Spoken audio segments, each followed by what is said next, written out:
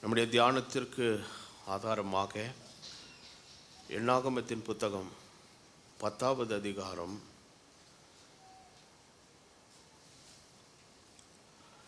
1 முதல் 8 வசனங்கள் முடிய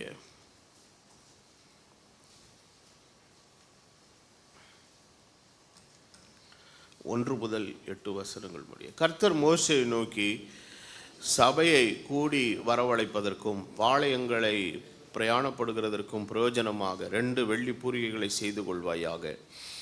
அவைகள் ஒரே வெள்ளித்தகட்டால் செய்யப்பட வேண்டும். அவைகளை ஊதும்போது சபையார் எல்லாரும் ஆசரிப்பு கூடார வாசலில் உன்னிடத்தில் வர வேண்டும். ஒன்றை மாத்திரம் ஊதினால் இஸ்ரவேலின் 1000 தலைவராகிய பிரபுக்கள் உன்னிடத்தில் வரக்கடவர்கள். நீங்கள் அவைகளை பெருந்துணியாய் முழங்கும்போது கிழக்கே இறங்கி இருக்கிற பாளையங்கள் பிரயாணப்பட கடவது. அவைகளை நீங்கள் 2ஆம் தரம் பெருந்துணியாய் முழங்கும்போது தெற்கே இறங்கி இருக்கிற பாளையங்கள் பிரயாணப்பட கடவது. அவைகளை பிரயாணப்படுகிறதற்கு பெருந்துணியாய் முழங்க வேண்டும். சபையை கூட்டுகிறதற்கு நீங்கள் கூத வேண்டியதே அன்றி பெருந்துணியாய் முழங்க வேண்டாம். ஆரோனின் குமாரனாகிய ஆசாரியர் பூரிகைகளை ஊதக்கடவர்கள்.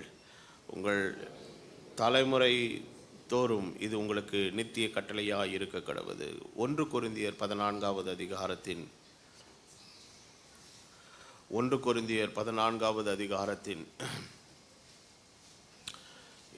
7வது வசனம் முதல் 10வது வசனம் வரை நாம் வாசிப்போம். 1 கொரிந்தியர் 14 7 முதல் 10 வரை. அப்படியே புல்லாங்குழல், சுரமண்டலம் முதலாகிய சத்தமிடுகிற உயிரில்லாத வாத்தியங்கள் தொனிகளின் வித்தியாசம் காட்டாவிட்டால் குழலாலே ஊதப்படுகிறதும் சுரமண்டலத்தாலே வாசிக்கப்படுகிறதும் என்னதென்று எப்படி தெரியும்? அந்தப்படி எக்காலமும் விளங்காத சத்தமிட்டால் எவன் யுத்தத்துக்கு ஆயத்தப்படுவான்? அதுபோல நீங்களும் தெளிவான பேச்சை நாவினாலே வசனியாவிட்டால் பேசப்பட்டது என்னதென்றும் எப்படி தெரியும்? ஆகாயத்தில் பேசுகிறவர்களாய் இருப்பீர்களே. உலகத்தில் எத்தனையோ விதமான பாஷைகள் உண்டாயிருக்கிறது, அவைகளில் ஒன்றும் அர்த்தம் இல்லாதது அல்ல. கர்த்தர் இந்த காலைவேளையிலே இந்த வேத வாக்கியங்களை ஆசீர்வதிப்பாராக. இந்த காலைவேளையில் உங்களோடு பேச விரும்புகிற தேவனுடைய செய்தி, உன்னுடைய காலத்தினுடைய சத்தம் அர்த்தமுள்ளதாய் இருக்கட்டும். Let the sound of your trumpet be certain. உன்னுடைய காலத்தினுடைய சத்தம் இந்த காலவேளையில் அர்த்தமுள்ளதாக இருக்கட்டும். கர்த்தர் இந்த வேத வாக்கியங்களை ஆசீர்வதிப்பாராக. நாம் தலைவணங்கி ஜெபம் பண்ணுவோம். மகா இரக்கமும் கிருபையும் பரிசுத்தமுள்ள பிதாவே, உம்முடைய ஒரே பேரான குமாரனாய் இருக்கிற கர்த்தராகிய இயேசு கிறிஸ்து என்கிற அந்த விலையேற பெற்ற நாமத்தினாலே நாங்கள் உம்முடைய சமூகத்தில் வருகிறோம். நீரே ஆசீர்வதிக்கப்படத்தக்க தேவன், நீரே தொழப்படத்தக்க தேவன், நீர் எல்லா நாமத்திற்கும் மேலான நாமத்தை உடையவர். உம்மை தாழ விழுந்து பணிந்து உம்முடைய நாமத்தை மகிமைப்படுத்துகிறோம். இந்த காலவேளையிலே தேவன் எங்களுக்கு வேண்டியதான ஜீவனுள்ள வசனத்தை நீர் கொடுத்து எங்களை ஆசீர்வதிக்க நான் ஜெபமிக்கிறேன். தொடர்ந்து கர்த்தருடைய கிருபையும் உம்முடைய தெய்வீக பிரசனமும் எங்களோடு கூட இருந்து எங்களை வழிநடத்த நாங்கள் ஜெபிக்கிறோம். காத்து கொள்ளும், பலப்படுத்தும், ஆசீர்வதியும், வேண்டிய எல்லா நன்மைகளை கிருபைகளை தருவீராக. கர்த்தர் வார்த்தையின் மூலம் வெளிப்படும் இயேசுவின் நாமத்தில் ஆமென்.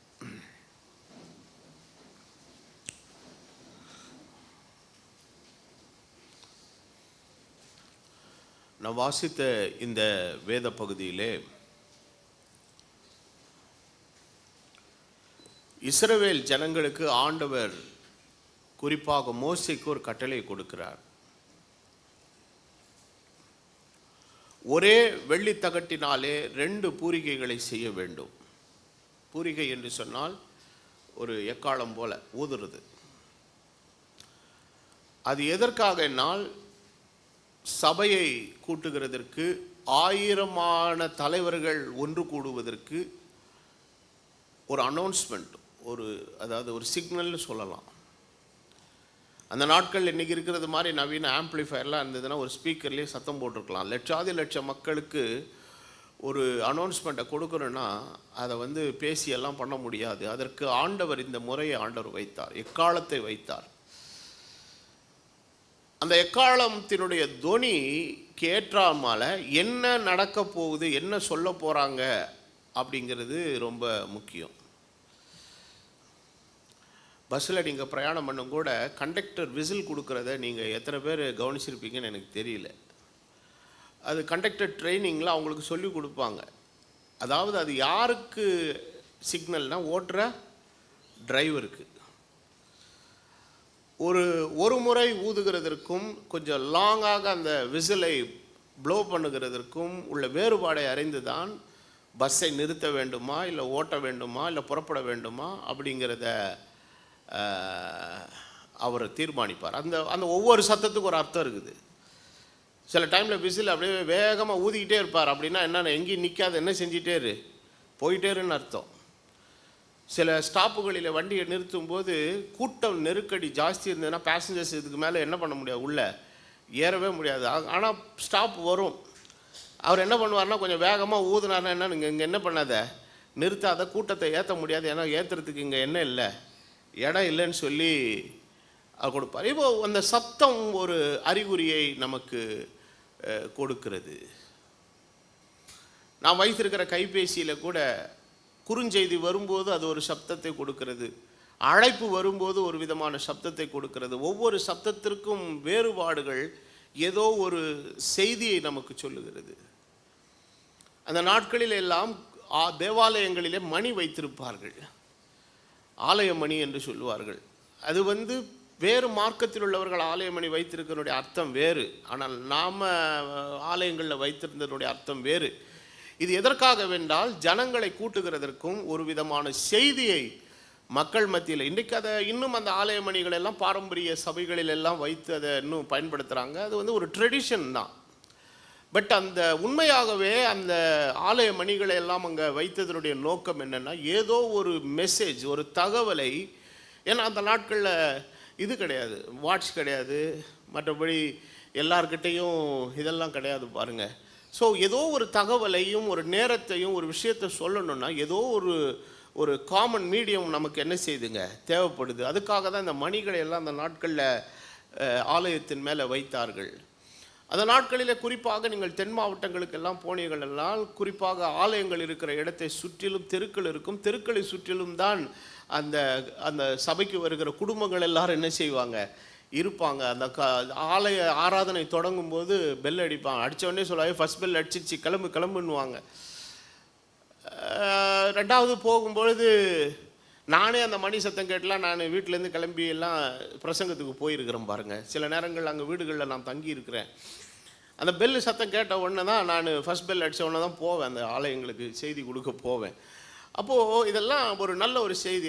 ஒரு மரணம் நிகழ்ந்து விட்டால் அல்லது ஒரு சந்தோஷமான காரியங்கள் நிகழ்ந்து விட்டால் அதுக்கு கூட என்ன அடிப்பாங்க, மணி அடிப்பா. அப்போ ஊரில் இருக்கிற எல்லாருக்கும் தெரியும் இன்றைக்கி ஏதோ ஒரு அடக்க ஆராதனை இருக்கிறது, இல்லை இன்றைக்கி ஏதோ ஒரு திருமணம் நடக்கிறது. அதுலேயும் சின்னவர்கள் இறந்து போய்விட்டால் அது ஒரு மாதிரி அடிப்பாங்க, வயசானவங்க இறந்துட்டால் ஒரு மாதிரி அடிப்பாங்க. இப்படி சில வேறுபாடுகள். சொல்ல வருகிற குறிப்பு என்னவென்றால், ஒவ்வொரு சப்தத்திற்கும் என்ன இருக்குதுங்க, ஒரு அர்த்தம் இருக்கிறது. இதே கான்செப்டில் அப்போஸ்தலனாகிய பவுல் கொரிந்தியருக்கு எழுதும்போது சொல்லுகிறார், வாத்தியங்களிலே பல வாத்தியங்கள் இருக்கிறது. ஒவ்வொரு வாத்தியங்களை வாசிக்கும் போதும் எது குழல் எது கிண்ணறம் என்கிற அந்த வேறுபாடு தெரியலன்னா அது ஒன்றுமே நல்லா இருக்காது பாருங்கள். அது விளங்காத சத்தமாக இருக்கும். அவர் சொல்லுகிறார், ஒருவன் எக்காலத்தினுடைய சப்தம் புரியாவிட்டால் எவன் யுத்தத்துக்கு ஆயத்தப்படும். அதாவது யுத்தத்துக்கு ஆயத்தப்படுறதுக்கு எக்காலத்தை ஊதுறது ஒரு மெத்தட் இருக்குது. ஆனால் நீங்கள் எல்லாரும் பாளையத்தில் போய் ஓய்வு எடுங்கன்னு சொல்கிறதுக்கு என்ன இருக்குதுங்க. ஆமாம், இவன் மாற்றி புரிஞ்சுக்கிட்டான்னு வைங்க, தப்பாயிரும். எதிராளி வரும்பொழுது ஆயத்தப்படி, எதிராளி வந்து விட்டான் அப்படின்னு சொன்னால் குயிக்காக கிளம்பணும். நீங்கள் எத்தனை பேர் அந்த இராணுவ வீடியோக்கள்லாம் நீங்கள் பார்த்துருக்கிறீங்கன்னு எனக்கு தெரியாது. அது கடுமையான பயிற்சி. அவங்க சில நேரங்களில் ஓய்வு இருக்கும்போது அந்த பேட்டில் ஃபீல்டில் கொஞ்சம் ஓய்வாக அப்படி படுத்திருப்பாங்க. ஏதோ ஒரு சமிக்கை கமாண்டர் மூலமாய் வரும் பொழுது அவர்களுக்கு அந்த ஒவ்வொரு செகண்டு தான் கணக்குகள் பாருங்கள். இத்தனை நொடிக்குள்ளே அவன் என்ன செய்யணுமோ போய் என்ன பண்ணணுங்க, செய்யணும். இந்த தீயணைப்புத்துறையினுடைய அந்த இதெல்லாம் போய் நான் வெளிநாடுகள்லாம் பார்த்துருக்குறேன். அவங்களுக்குன்னு அந்த தீயணைப்புத்துறை வேலை செய்கிற எல்லாருக்கும் நல்ல ரெஸ்டிங் பிளேஸு அதெல்லாம் இருக்கும். ஆனால் ஒரு ஆபத்து அழைப்பு வந்து விட்டால் அவர்கள் கிளம்பி அந்த வண்டியை கலப்புறதுக்கு ஒரு சில குறிப்பிட்ட செகண்டு தான்.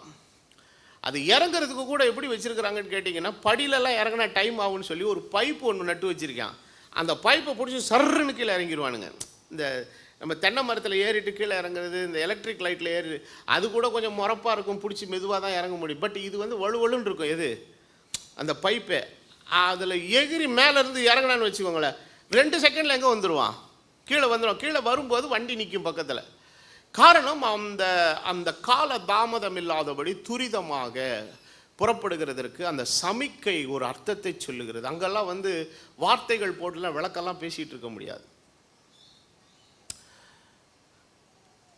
இவ்வளவு விஷயங்களை வேதம் நமக்கு சொல்லும்போது எல்லாவற்றுக்கும் பின்னால் ஒரு நல்ல ஒரு ஆவிக்குரிய அர்த்தத்தையும் புரிதலையும் வேதம் நமக்கு கொடுக்கிறது.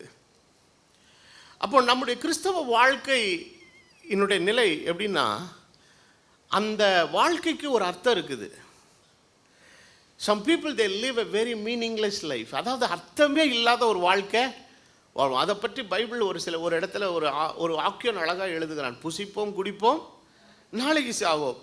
அப்போ தேவன் நம்மளை எதற்காக படைத்தார், எதற்காக மீட்டார், எதற்காக இந்த உலகத்தில் நம்மளை வைத்திருக்கிறார், நமக்கு ஏன் ஆண்டவர் இவ்வளோ பெரிய ஆயுள் காலத்தை கொடுத்திருக்கிறார், இந்த காலத்திலே என்னை குறித்து கர்த்தர் என்ன திட்டத்தை வைத்திருக்கிறார், நான் என்ன செய்ய வேண்டும், எனக்கு கொடுக்கப்பட்டிருக்கிற அழைப்பு என்ன, இதெல்லாம் யாருக்குமே இந்த புரிதல் இல்லை பாருங்க. they live a very meaningless life. அதோ காலத்தை என்ன பண்ணுவாங்கன்னா விரயம் பண்ணிடுவாங்க. காலம் கடந்து போனதுக்கப்புறம் சில விஷயங்களை செய்யணும்னு ஆசைப்படுவாங்க, ஆனால் என்ன பண்ண முடியாதுங்க. அவருடைய வயோதிபமும் கால சூழ்நிலையும் அவளுடைய சரீரத்தினுடைய பலகீனம் இது எதுக்குமே உதவாது பாருங்க. அப்போ நாம் வாழக்கூடிய ஒரு கிறிஸ்தவ வாழ்க்கை என்கிறதுல ஒரு அர்த்தம் இருக்க வேண்டும். அப்போது அந்த அர்த்தம் இருக்கிறதுனால என்ன பிரயோஜனம்னு கேட்டிங்கன்னா, அந்த அர்த்தம் நமக்கு எந்த விதத்தில் பயன்பட்டாலும் சரி, பார்க்கிறவர்களுக்கு ஏதோ ஒரு தகவலை நம் மூலமாய் கொண்டு போய் சேர்க்கிறது. அப்போது இந்த விஷயம் ஆண்டவர் அதை தான் சொன்னார், நீங்கள் பூமியின் கடைசி பரியந்தம் நீங்கள் எனக்கு என்னவாக இருப்பீர்கள், சாட்சிகளாக இருப்பீர்கள். அப்போது தேவனுடைய படைப்பிலேயே ஒரு உன்னதமான படைப்பு யாருன்னு கேட்டிங்கன்னா நீங்களும் நானும் தான். அப்போ ஆண்டவர் படைத்த படைப்பெல்லாம் நீங்கள் நோக்கி பார்க்கும்போது பக்தன் எழுதுகிறான், ஆண்டவரே நீர் உண்டாக்கின எல்லாவற்றையும் நான் பார்க்கும் பொழுது நீர் மனுஷனை நினைக்கிறதுக்கும் மனுஷகுமார் நீர் விசாரிக்கிறதுக்கு அவன் ஏமாத்திரம் ஒன்றுமே இல்லை. ஆண்டவரே ஆண்டவரே உங்களுடைய சிருஷ்டிப்பினுடைய பிரம்மாண்டத்தை நாங்கள் பார்க்கும்போது நாங்கள் தான் எங்களை குறித்து ரொம்ப நினச்சிட்டு இருக்கிறோம், ஆனால் அதோட கம்பேர் பண்ணிப்பா நாங்கள் ஒன்றுமே இல்லை ஆண்டவரே அப்படின்னு அவன் தன்னுடைய நிலையை உணர்ந்தவன் எழுதுகிறான்.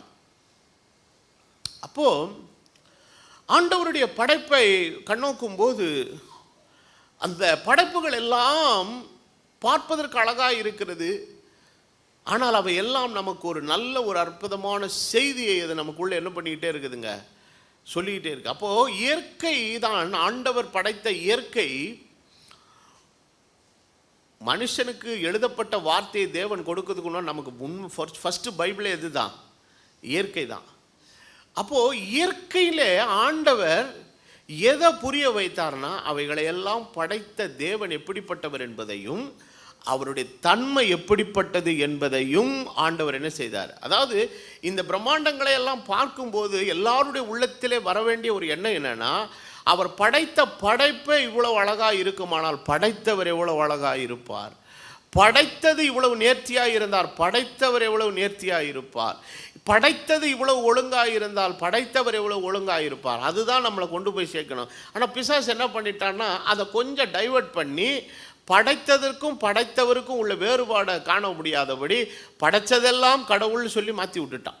அதனால தான் ஜனங்க என்ன பண்ணுறாங்க, தன்னுடைய மனுஷ சக்திக்கு அப்பாற்பட்டு எதெல்லாம் ஒரு ஆக்ரோஷ சக்தியாக செயல்படுகிறதோ அதை எல்லாத்தையுமே மனிதன் இன்றைக்கு இறைவன் என்கிற ஒரு கடவுள் என்கிற கண்ணோட்டத்தில் இன்னைக்கு பார்க்க ஆரம்பிக்கிறான். சமீபத்தில் ஒரு போதகர் ஒருத்தர் பேசின ஒரு சின்ன ஒரு உதாரணம், அதில் அவர் என்ன சொல்கிறார்னா, ஒரு முறை மனிதன் போய் நெருப்பினிடத்தில் போய் பார்த்தான். நெருப்பினிடத்தில் பார்க்கும்போது அது பிரம்மாண்டமாக அப்படியே கொழுந்து விட்டு என்ன செய்யுதுங்க, எரிகிறது. அது எரிகிற அந்த உக்கரத்தில் அவன் நினச்சான், உண்மையாகவே இதுதான் கடவுளாக இருக்க முடியும் அப்படின்னு நினச்சி அதுக்கிட்ட போய் அதை தான் கடவுள் நினச்சிட்டே இருந்தான். திடீர்னு மழை பெஞ்சது பாருங்க, மொத்தம் அணைஞ்சு போச்சு. அணைஞ்ச உடனே என்ன பண்ணிட்டான், சரி இதை விட எது தான் பெருசு, தண்ணி தான் ரொம்ப பெருசுப்பா, water is more powerful than the fire அப்படின்ற அந்த முடிவுக்குள்ளே அவன் வந்துட்டான். சரின்னு சொல்லிட்டு அவன் தண்ணீரை அவன் இது பண்ணும்போது சூரியன் சொல்லிச்சான், சும்மாலாம் மழை வரல, நான் எல்லா தண்ணியையும் இங்கேருந்து என்ன ஆக்குறேன், ஆவியாக்கி மேலேருந்து என்ன செய்ய வைக்கிறேன், வர வைக்கிறேன், அதனால தான் இது என்ன பண்ணுது, மழை பெய்யுது அப்படின்னு சொல்லி சூரியன் தன்னுடைய கிரெடிபிலிட்டியை ரொம்ப ஜாஸ்தி எடுத்துக்கிட்ட உடனே இல்லை மழை இல்லை, அதோட பெரிய கடவுள் எது தான், சூரியன் தான் அப்படின்னு இப்படி ஒன்றொன்னா ஸ்டெப்பாக போயிட்டே இருக்கும்போது கடைசியில் மனுஷனுக்கு சாவுன்னு ஒன்று வந்தது. அந்த சாவுன்னு ஒன்று வரும்போது அந்த மரணத்தை ஜெயிக்கிறதுக்கு யாராலையுமே முடியல. அப்போ சாவு சொல்லிச்சான், எல்லாத்த விட பெருசு யாரு தான், நான் தான், எல்லாத்தையும் ஜெயிச்சிருங்களே, என்ன ஜெயிச்சிருங்க பார்ப்போம் அப்படின்னுச்சான். அப்போ தான் உயிர்த்தெழுந்த கிறிஸ்து சொன்னாரான், நானே மரித்தேன் ஆகிலும் சதா காலங்களில் உயிரோடு இருக்கிறேன். அப்போ முடிவு யார், அவர் தான் மெய்யான தேவன். இயேசு கிறிஸ்துவே மெய்யான தேவனும் நித்திய ஜீவனுமாய் இருக்கிறார். அவர் மரணத்தை ஜெயித்த ஜெய வீரன். அவர் ஜெயம் பெற்றதனாலே அந்த ஜெயத்தின் வாழ்வு நமக்கு கொடுக்கப்பட்டிருக்கிறது. அந்த உன்னத வாழ்வுக்காக அழைக்கப்பட்டிருக்கு. அதனால தான் பவுலப்போஸ்தலன் சொல்லும்போது சொல்லுகிறார், மரணம் என்பது எல்லாருக்கும் பொதுவானது.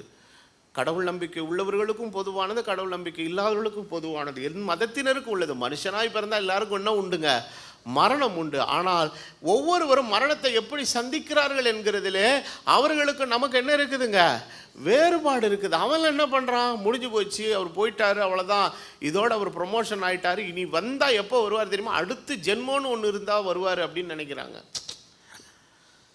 மனுஷன் ஒரே தரம் பிறப்பதும் பின்பு நியாய தீர்ப்பேடு மனுஷனுக்கு நியமிக்கப்படும். அடுத்த ஜென்மெல்லாம் ஒன்றுமே கிடையாதுங்க. மனுஷனுக்கு ஒரு ஜென்மம் தான். இந்த ஒரு ஜென்மத்திலே ஒழுங்காக வாழ தெரியல மனுஷனுக்கு. ஆனால் மறு வாழ்வை ஆண்டவர் வைத்திருக்கிறார். அப்போது இந்த மறுவாழ்வு என்பது எதில் இருக்குதுன்னா, கிறிஸ்து நமக்கு வாக்குத்தத்தம் பண்ணி இருக்கிற உயிர்த்தெழுதலில் இருக்கிறது. இந்த உயிர்த்தெழுதலை குறித்த ஒரு அறிவை பெற்றவனை குறித்து தான் அப்போஸ்தலனாகிய பவுல் தெசலோனிக்கேயரில் சொல்லுகிறார். இந்த அறிவு யார்கிட்ட இருக்கிறதோ அவன் மற்றவர்களைப் போல அறிவில்லாமல் என்ன பண்ண மாட்டான். அதாவது நம்மளை துக்கப்பட வேணான்னு சொல்லலை. சில சபைகளெல்லாம் போனால் அழுவது பாவம் அப்படிலாம் பேசுகிற குரூப்பெல்லாம் இருக்கிறாங்க. ரொம்ப ஃபெனாட்டிக் குரூப்ஸ் எல்லாம் இருக்கிறாங்க. அதெல்லாம் பைத்தியகாரத்தனம். துக்கம் என்றால் மனுஷன் என்ன செய்தால், நாங்கள் இயேசுவே கண்ணீர் விட்டார்ல. ஸோ ஹியூமன் இமோஷன்ஸ் நேச்சுரல், அது இயற்கையானது. அதை ஒன்றும்லாம் பண்ண முடியாது. சிலரெல்லாம் சொல்லக்கூடாது, என்ன நீங்கள் இப்படிலாம் அழுகுறீங்க, அவன் இது கஷ்டம் பிரச்சனைன்றது அவனுக்கு வந்தால் தான் என்ன செய்யுங்க தெரியும். எந்த ஒரு இழப்பின் வீட்லேயும் போய் நின்னா இப்படிலாம் அழுவாதீங்க, தைரியமாக இருங்க, அப்படி இப்படிலாம் நமக்கு பேசுறது ரொம்ப நல்லாயிருக்கும், ரொம்ப ஈஸி. மற்றவாளுக்கு பேசுறது ரொம்ப ஈஸி. அந்த குத்தலும் கொடசலும் நமக்கு வந்தால் தான் அழுவணுமா சிரிக்கணுமான்னு நமக்கு அப்போ தான் தெரியும். அன்றைக்கி யாராவது ஒருத்தர் ஏன்பா அழுகுற சிரிப்பான்னு சொன்னான்னா அன்றைக்கி தான் நமக்கு அதனுடைய வேதனை என்னன்னு நமக்கு என்ன செய்யுங்க புரியும். ஒரு முறை ஒரு மரண வீட்டுக்கு போயிருக்கிறேன். ஒருத்தர் பாவம், அவர் மனைவியை இழந்துட்டு ரொம்ப அழுது ப்ரோக் டவுன் ஆகுறாரு. ஒரு ஊழியக்காரன் பக்கத்துலன்னு போட்டு பராண்டிக்கிட்டே இருக்கிறான். சார் அழுவாதீங்க சார் ன்னுக்கிட்டான். நான் பார்த்துக்கிட்டே இருந்தேன். ஒரு 10 நிமிஷம் பார்த்தேன். சார் உங்களுக்கு பேசாமல் சீட்டு இருந்தால் இப்போ உட்காருங்க. அவர் தன்னுடைய மனதில் உள்ள ஆதங்கத்தை என்ன செய்யட்டும், கொட்டட்டும், அடக்கி வச்சா அது பிரச்சனையாகும் அவருக்கு. பேசாமல் அவர் அழுது ப்ரோக் டவுன் ஆகட்டும். அவர் தன்னுடைய மனசில் உள்ள அந்த துக்கத்தை அவர் நிவர்த்தி பண்ணிடும். அழுது கொட்டினா தான் அது என்ன செய்யுங்க, மனது அமைதியாகும். நீங்கள் பேசாமல் போய் உட்காருங்க சார். எனக்கு கோவம் டென்ஷன் ஆகி போச்சு. பேசாமல் அவரை விடுங்க. இன்னும் அந்த அம்மா கொஞ்சம் நேரம் இருக்க போகுது. அது அந்த அம்மா பாவம் பெட்டிக்குள்ளே கிடக்குது. அவர் பாவம் குமரி அழுகுறாரு, பாவமாக இருக்குது. சரி, அது இருக்கக்கூட அந்த கடைசி மணி துளிகள், நீ விசிட்டராக வந்திருக்க, நீ பார்த்துட்டு போயிடுவேன். அது அவங்க வாழ்க்கையோடு இருந்த ஒரு பொம்பளை, அது இருக்கட்டும். அவங்க மனதில் உள்ள காரியத்தை அவங்க போர் டவுன் பண்ணட்டும், விடுங்க பேசாமன்னு சொல்லி கொஞ்சம் கடிந்து கொண்டு அவரை பேசாமல் உட்கார வச்சேன் நான். இந்த மாதிரி சில பண்ணுறவங்கள்லாம் இருக்கிறாங்க. ஆனால் நாம் துக்க வீட்டில் அழுதாலும் வேதனைப்பட்டாலும் நமக்குள் இருக்கிற ஒரு அறிவு என்ன தெரியுமா, கிறிஸ்து வருகிற நாளிலே கிறிஸ்துவுக்குள் மரித்தவர்கள் உயிரோடு எழுந்திருப்பார்கள், அப்பொழுது இவர்களும் உயிரோடு எழுந்திருப்பார்கள். இந்த பிரிவு என்பது நிரந்தரமானதல்ல, தற்காலிகமானது அப்படிங்கிற ஒரு அறிவை நம்ம பெற்றிருக்கிறதுனால அந்த துக்கத்தின் நடுவிலேயும் ஒரு ஆறுதலோடு நம்ம செய்கிறோம். இதுதான் மற்றவங்களா மற்றவங்க என்ன சொல்லுவாங்க, போயிட்டேன்னுலாம் ரொம்ப கதறுவாங்க பாருங்கள்.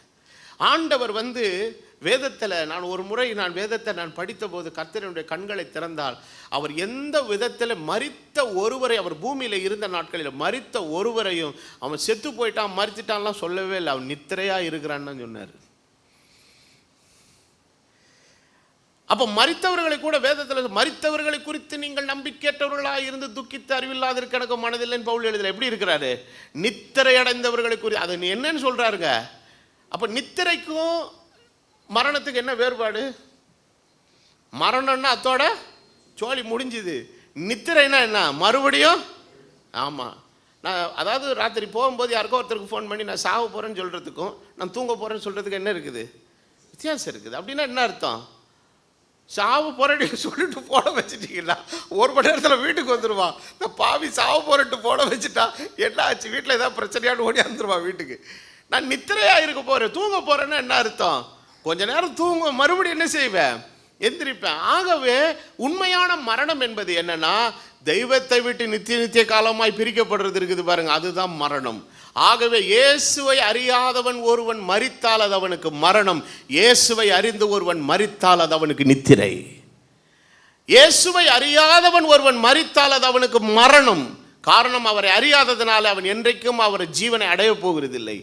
ஆனால் அவரை அறிந்தவன் மரித்தாலும் அது அவனுக்கு மரணம் அல்ல, அது அவனுக்கு நித்திரை. எத்தனை பேருக்கு சத்தியம் விளங்குது? அப்போ இந்த வாழ்க்கையை கர்த்தர் நமக்கு கொடுத்திருக்கிறார் பாருங்க. அப்போ இந்த உலகத்தில் வாழக்கூடிய தேவனால் படைக்கப்பட்ட எல்லாமே ஒரு அற்புதமான ஒரு விஷயத்தை, தகவலை அது பேசிக்கொண்டே இருக்கிறது. ரோமர்கள் நிருபத்தின் 1வது அதிகாரம் 20வது வசனத்தில் நீங்கள் படிக்கும் பொழுது ஆண்டவருடைய சிருஷ்டிப்புகளை குறித்து அப்போஸ்தலனாகிய பவுல் எழுதும்போது இவ்விதமாக சொல்லுகிறார்.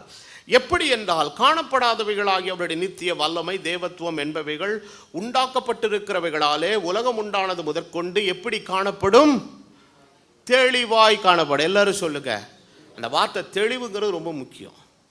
கர்த்தருடைய படைப்புகளை, சிருஷ்டிப்பை நோக்கி பார்க்கும்போது எது புரியுதுங்க? படைத்தவர் எப்படிப்பட்டவர் என்பது எப்படி புரியுதுங்க? குழப்பமா இல்லை, தெளிவாய் புரிகிறது. ஆகவே அவர்கள் போக்கு சொல்லுகிறதுக்கு என்ன கிடையாதுங்க. ஆமாம், ஒரு மனுஷன் இந்த வேதத்தை படிக்கிறதுக்கு முன்னாடி இயற்கையை கொஞ்ச நாள் உற்று பார்த்தானாலே போகிறோம்.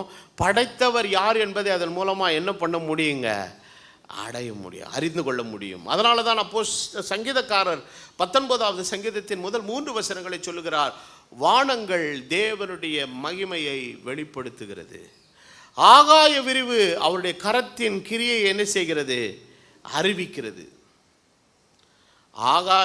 வானமும் ஆகாய விரிவும் அவருடைய, அதாவது வானத்தெல்லாம் நீங்கள் ரசிக்கணும்னா இங்கேருந்து ரசிக்க முடியாதுங்க, விமானத்தில் போகணும். அதை போய் நீங்கள் அங்கே மேலே ஜன்னலிருந்து பார்த்தீங்கன்னா என்ன அழகாக இருக்குன்னு நினைக்கிறீங்க.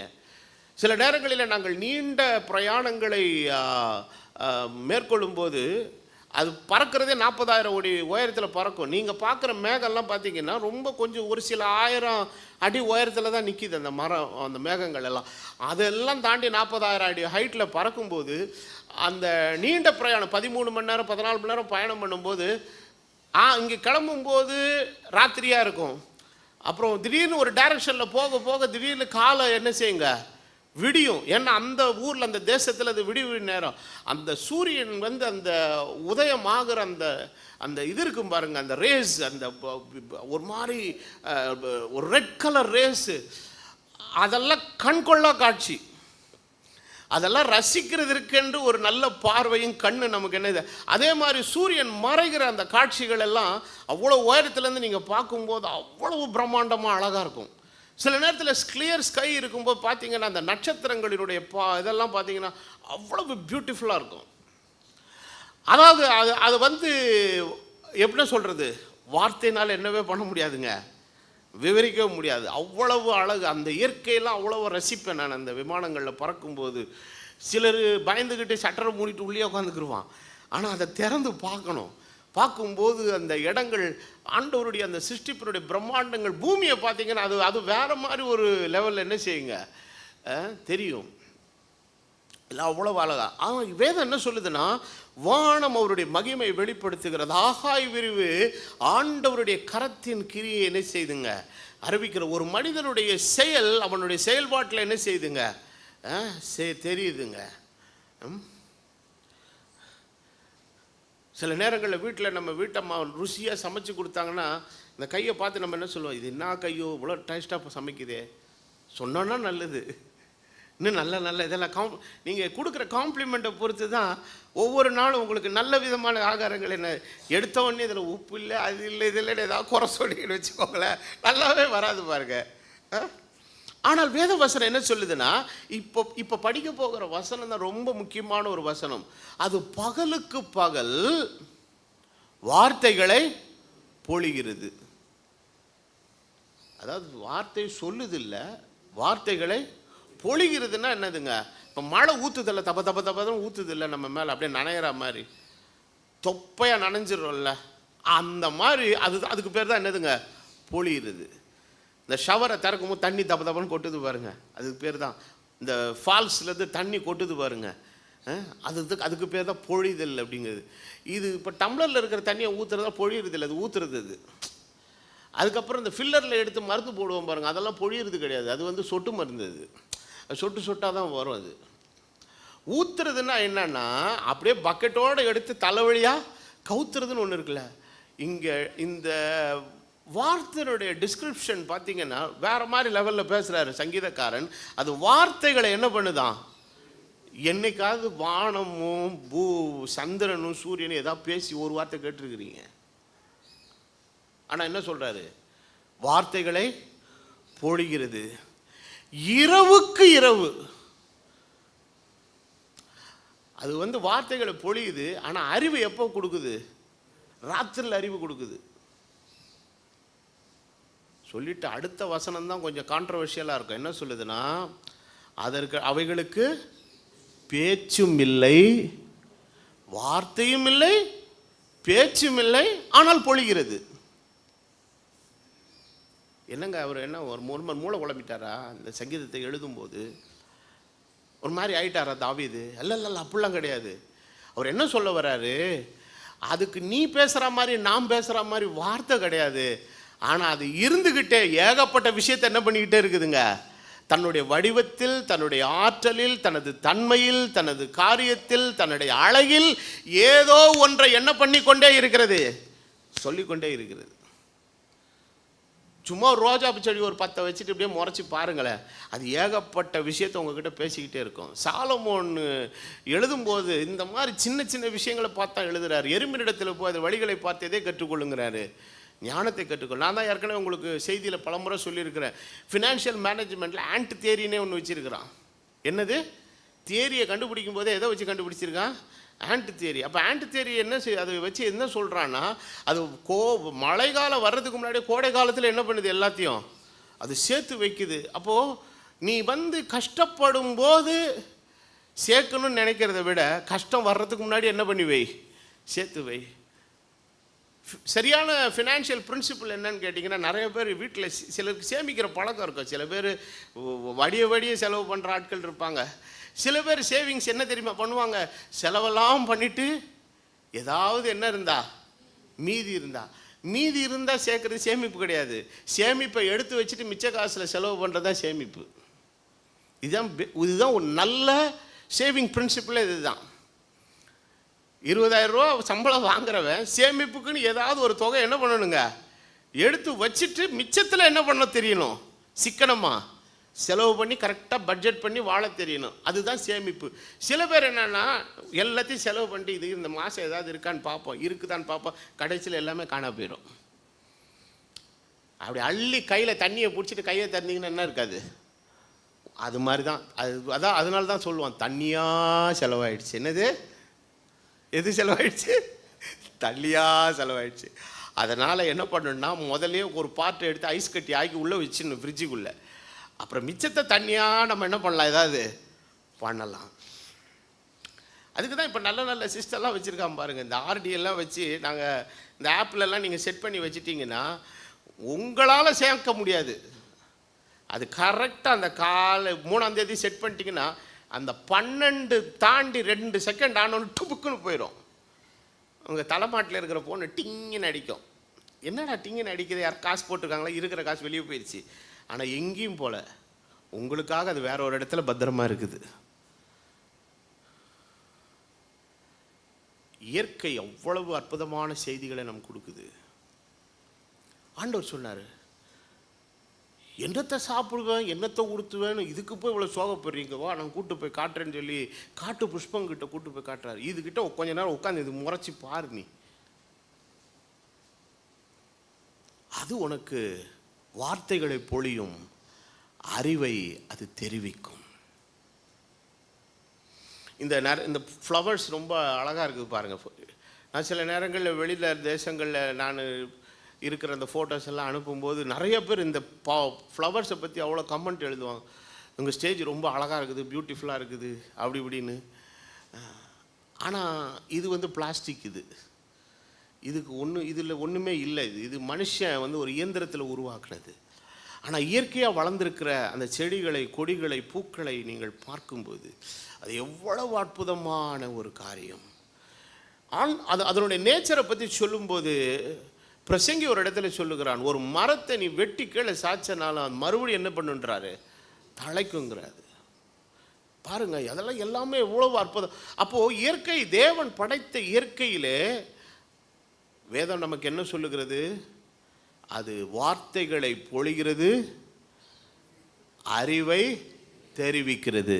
எதை பார்த்தா, எறும்பை பார்த்தா வார்த்தைகளை பொழிகிறது, அறிவை தெரிவிக்கிறது. காட்டு புஷ்பங்களை கவனித்து பார்த்தால் அது வார்த்தைகளை பொழிகிறது, அறிவை தெரிவிக்கிறது. வானத்து பட்சிகளை கவனித்து பார், வார்த்தைகளை பொழிகிறது, அறிவை தெரிவிக்கிறது.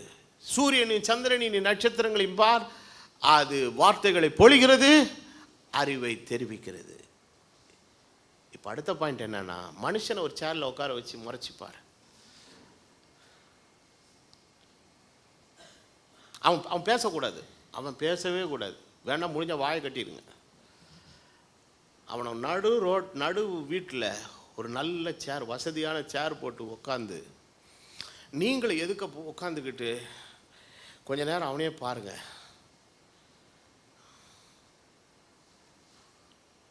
ஏதாவது புரியுதா?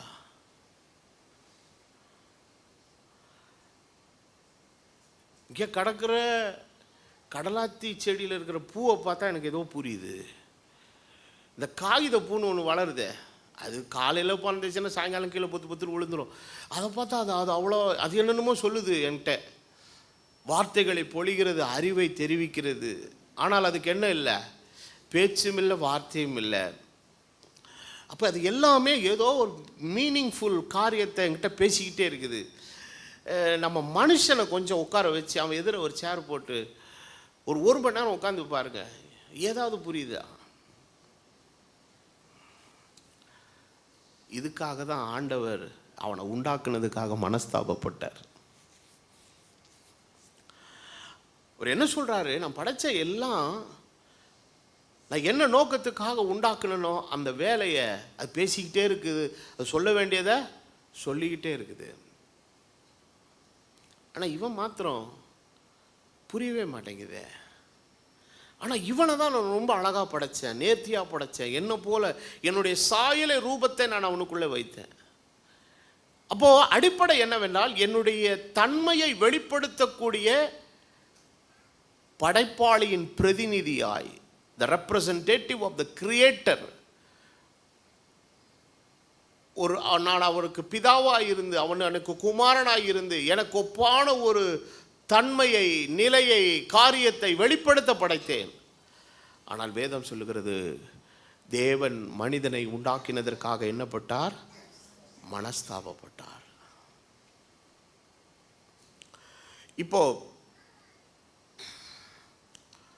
இவ்வளவற்றை கண்ட சங்கீதக்காரன் இந்த 19வது செய்தியை வைத்து எங்கள் தகப்பனார் கொடுத்த ஒரு அருமையான செய்தி எனக்கு இன்னும் என்னுடைய நினைவில் இருக்குது. இயற்கையை பார், வேதத்தை பார், கடைசியில் யாரை பார், ஒன்றை பார். 3 பார்த்து சொன்னார். அப்போ இயற்கையை பார்த்தா ஏதோ தெரியுது, வேதத்தை பார்த்தா ஏதோ தெரியுது, நம்மளை பார்த்தா இன்னைக்கு என்ன தெரியுது? ஆனால் பக்தன் சொல்லுகிறான், நன்றியும் அவைகளாலும் அது அடியேன் எச்சரிக்கப்படுகிறேன். அவைகளை கை கொள்ளுகிறதுனால் எனக்கு என்ன உண்டு? மிகுந்த பலன் உண்டு. தன் பிழைகளை உணர்கிறவன் யார்? மறைவான குற்றங்களுக்கு என்னை நீங்களாக்கும், துணிகரமான பாவங்களுக்கு உமது அடியேனை விலக்கி காத்திரளும், அவைகளை என்னை ஆண்டு கொள்ள ஒட்டாதிரும். அப்பொழுது நான் உத்தமனாகி பெரும் பாதகத்துக்கு நீங்களாயிருப்பேன். என் கண்மலையும் என் மீட்பரும் ஆகிய கர்த்தாவே, என் வாயின் வார்த்தைகளும் என் இருதயத்தின் தியானமும் சமூகத்தில் பிரீதியாய் இருப்பதாக. நீ ஏன் முடிக்கிறாருன்னா, மற்றதெல்லாம் கரெக்டாக பேசுது, நம்ம தான் சரியில்லை. ஏன்னா இருதயம் சரியில்லாததுனால வெளியிலிருந்து ப்ரொடியூஸ் ஆகுறது. எப்படி ப்ரொடியூஸ் ஆகுது? தப்பான காரியங்கள். 19வது சங்கீதத்தின் 7வது வசனத்தை நீங்கள் படிக்கும் பொழுது சங்கீதக்காரர் என்ன சொல்லுகிறார்? கர்த்தருடைய வேதம் குறைவற்றது, அது ஆத்துமாவை உயிர்ப்பிக்கக்கூடியதுமாய் இருக்கிறது. கர்த்தருடைய சாட்சி சத்தியமும், அது ஒரு பேதையை கூட என்ன ஆக்கும்? இந்த வேதம் ஒரு பேதையை, பேதைன்னா யாருங்க? நம்ம கலோக்கியல் வார்த்தையில் என்ன சொல்ல, பேக்கும் போல, நல்லது கெட்டதே தெரியாதுப்பா, வெகுளிப்பாவன், வெள்ளந்தி பயப்பா, ஒன்றுமே தெரியாதுப்பா, மக்குப்பா அப்படின்லாம் நம்ம சில பேரை சொல்லுவோம்ல. அது மாதிரி இருக்கிறாங்க, வலது கைக்கு இடது கைக்கு வித்தியாசம் தெரியாமல். அதான் பைபிள் சொல்லுது, பேதைகள் நெடுக போய் என்ன பண்ணப்படுகிறார்கள்? தண்டிக்கப்படுகிறார்கள். தண்டிக்கப்படுறாங்கன்னா யாரோ பனிஷ்மெண்ட் கொடுக்குறாங்கன்றது அர்த்தம் இல்லை. தங்கள் வாழ்க்கையில் கஷ்டத்துக்கு மேலே கஷ்டத்தை என்ன பண்ணிக்கிட்டே இருக்கிறாங்க? சந்திச்சுக்கிட்டே இருக்காங்க. ஏன்னா இவன்கிட்ட அந்த உஷார் தன்மை இல்லாததுனால சுற்றி இருக்கிறவன் பார்த்தான், இவன் சரியான பேக்கடா, இவனை நல்லா என்ன பண்ணலாம், ஏமாற்றலான்னு கூட பிறந்தவன்லேருந்து, குடும்பத்திலிருந்து, நண்பர்கள்லேருந்து எல்லாருமே என்ன பண்ணுறான்? தான் ஏமாற்றப்படுகிறோம் என்பதை இவனுக்கு என்ன செய்யலைங்க? தெரியல. காரணம் இவனுடைய பேதமைத்தனம். ஆனால் இந்த பேதமைத்தனத்தை விட்டு வெளியில் வர்றதுக்கு தான் கர்த்தர் என்ன பண்ணுறாருன்னா, அவரை அறிகிற அறிவுக்குள்ளே நம்மளை கொண்டு வர்றார். நல்லா விளங்கிக்கோங்க, ஆண்டவர் அறியாதவனை எவ்வளோ வேணால் ஏமாற்றலாம், ஆனால் ஆண்டவர் அறிஞ்சவனை ஏமாற்றவே முடியாது. ஏன்னால் ஆண்டவரை அறிந்தவனை ஒரு மனிதன் ஏமாற்ற முற்படும் போது அவனுக்காக தேவன் வழக்காடுகிறவர், தேவன் அவனுக்காக பேசுகிறவர், தேவன் அவனுக்காக பிரதியுத்தரம் சொல்லுகிறவர். அதனால் அவங்களுக்கு படிப்பு இல்லைங்க, கை நாட்டுங்க, ஒன்றும் தெரியாது, அதெல்லாம் பண்ண முடியாதுங்க. வேதம் சொல்லுங்க, கர்த்தர் அவனுக்காக வழக்காடுவார், கர்த்தர் அவனுக்காக யுத்தம் பண்ணுவார், கர்த்தர் அவனுக்கு நியாயம் செய்வார். இப்படிப்பட்ட தெய்வத்தை நம்ம இன்னைக்கு ஆராதிக்கிறோம். சும்மா மேலோட்டமாக நான் ரொம்ப படிச்சுட்டேன், நான் பெரிய அந்தஸ்து, எனக்கு பெரிய பேக்ரவுண்ட் இருக்குது, அவங்களெல்லாம் போனேன்னா அப்படி ஊதிடும், அதெல்லாம் ஆண்டவர் சொன்னார், உன்னை தொடுகிறவன் அவருடைய கண்ணின் மணியை தொடுகிறான். ஆண்டவருடைய இரத்தத்தினால மீட்கப்பட்ட ஜனங்கள் அவருடைய ப்ராப்பர்ட்டிங்க. உனக்கு எவ்வளவு உலக பிரகாரமான கெத்து செல்வாக்குன்னா அதை உன்னோட வச்சுக்கோ. அதை சுற்றிக்கிட்டு இங்கெல்லாம் வந்து நீ வாலாட்டினு வச்சுக்கோ, மேலே இருக்க ஒட்டை எடுத்துருவார். நீ தேவருடைய பிள்ளைக்கு விரோதமாக எழும்புனா உன் வீட்டிலே தேவருடைய சாபம் குடிகொண்டிருக்கும். கர்த்தர் தமது பிள்ளைகளுக்காக வழக்காடுகிற தேவன். அப்போது பாருங்க, தேவனுடைய வேதம் குறைவற்றது, அது ஆத்துமாவை உயிர்ப்பிக்கிறது. கர்த்தருடைய சாட்சி சத்தியம், அது பேதைகளை என்ன ஆக்குகிறது? ஞானம் உள்ளதாக மாற்றுகிறது. கர்த்தருடைய நியாயங்கள் செம்மை, அது இருதயத்தை என்ன பண்ணுகுதுங்க?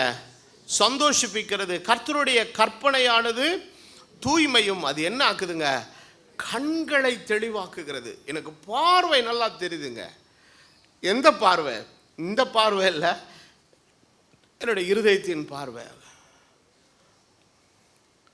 அப்போது சிலர் நிறையா படிச்சுட்டு குழம்பி போய் உட்காந்துருக்கான் லைஃப்பில். ஏன்னா அவன் இன்னும் யாரும் அறியாததுனால, ஆண்டவர் அறியாததுனால, எதிர்கால நம்பிக்கை அவனுக்கு இல்லை, அடுத்து என்ன சம்பவிக்க போதுன்னு தெரியல, ஒரே பயத்திலையும் பீதியிலையும் கலக்கத்திலையும் உட்காந்து குழப்பத்தில் உட்காந்துருக்கிறான்.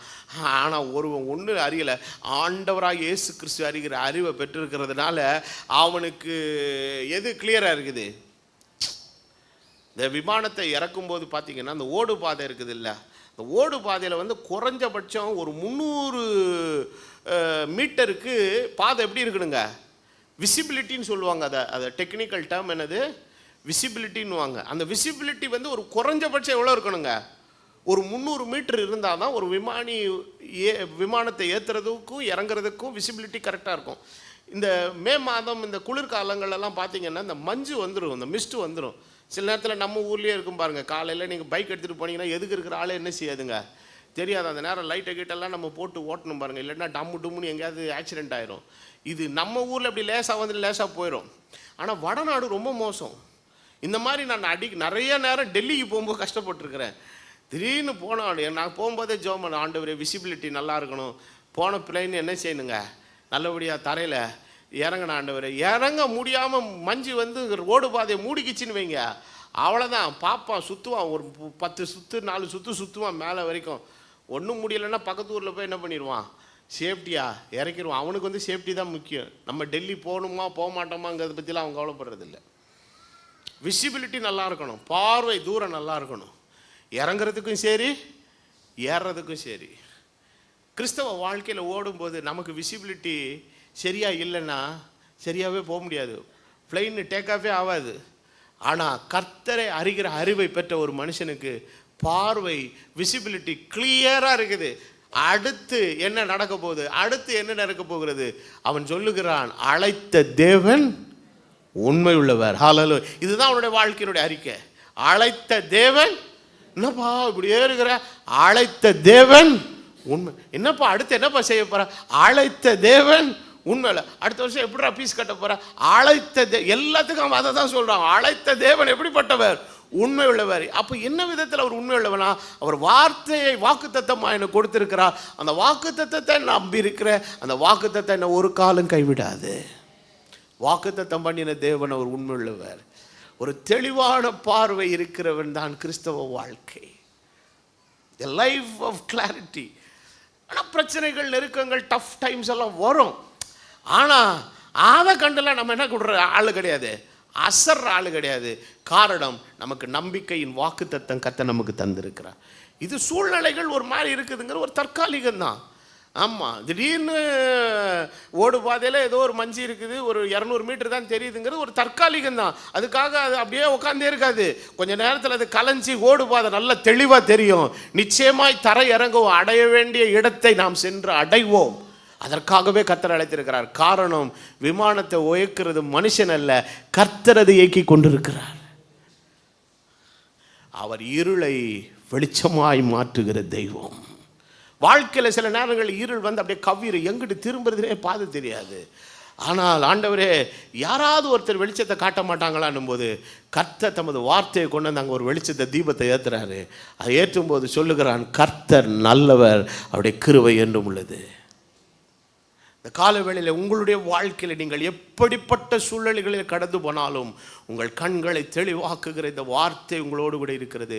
இதை வாசியுங்கள், இதை பற்றி கொண்டிருங்கள், இதை நம்புங்கள், இதை மாத்திரமே நம்புங்கள். வாழ்க்கையில் ஒரு காலம் நீங்கள் யாராலும் கைவிடப்பட முடியாது. இந்த வார்த்தை உங்களுக்கு தெளிவான பாதை கொண்டு போய் நீங்கள் எங்கே சேர வேண்டுமோ அந்த இடத்திற்கு அது உங்களை கொண்டு போய் சேர்க்கும்.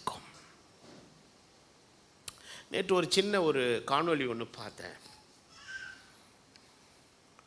ஒரு விமானத்தை ஓட்டுற ஒரு விமானி வந்து ஒரு தன்னுடைய அனுபவத்திலேருந்து பேசுகிறார்.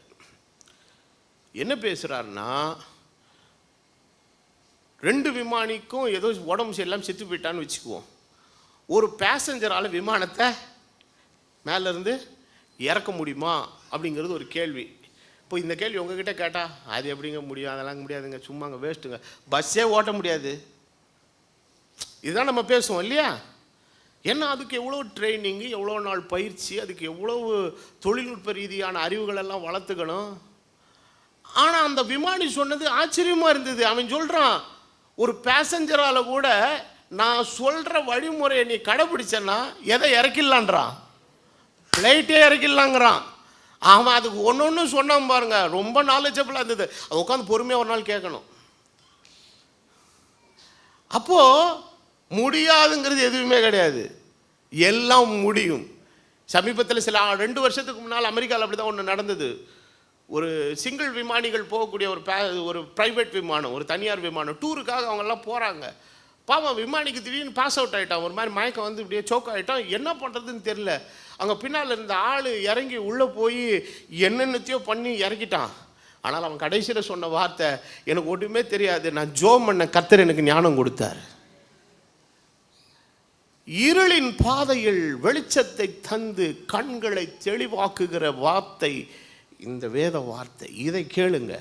இது உங்களுக்கு எல்லா குழப்பத்தையும் சரி பண்ணி பாதையை சூப்பராக காட்டி கொடுக்கும். இப்போ இயற்கையும் புரியுது, பைபிளும் தெளிவாக இருக்குது. இப்போ ஆண்டவர் என்ன சொல்கிறாருன்னா, உங்களை பாருங்கப்பா அப்படிங்கிறாரு. நீங்கள் வேற யாரையும் பார்க்க வேணாம். யாக்கோபு எழுதுகிறான், அவனவன் தன் தன் முகத்தை, சுபாவ முகத்தை, சுபாவ முகம்னா நேச்சுரல் ஃபேஸை எதில் பார்க்க கடவை? கண்ணாடியில் பார்க்க கடவை. நம்ம அநேக நேரம் அப்பா அடிக்கடி அந்த செய்தியில் ஒரு உதாரணம் ஒன்று சொல்லுவார்.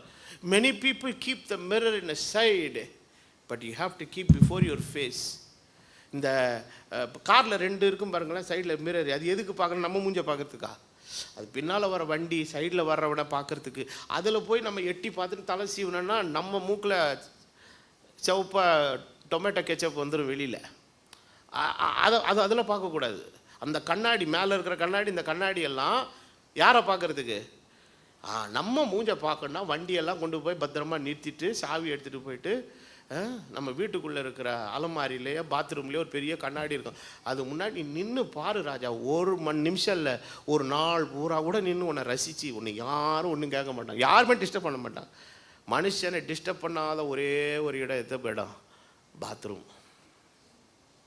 அதனால தான் இப்போ நிறைய பேர் செல்ஃபோனை தூக்கிட்டு அதுக்குள்ளே போயிடுறா.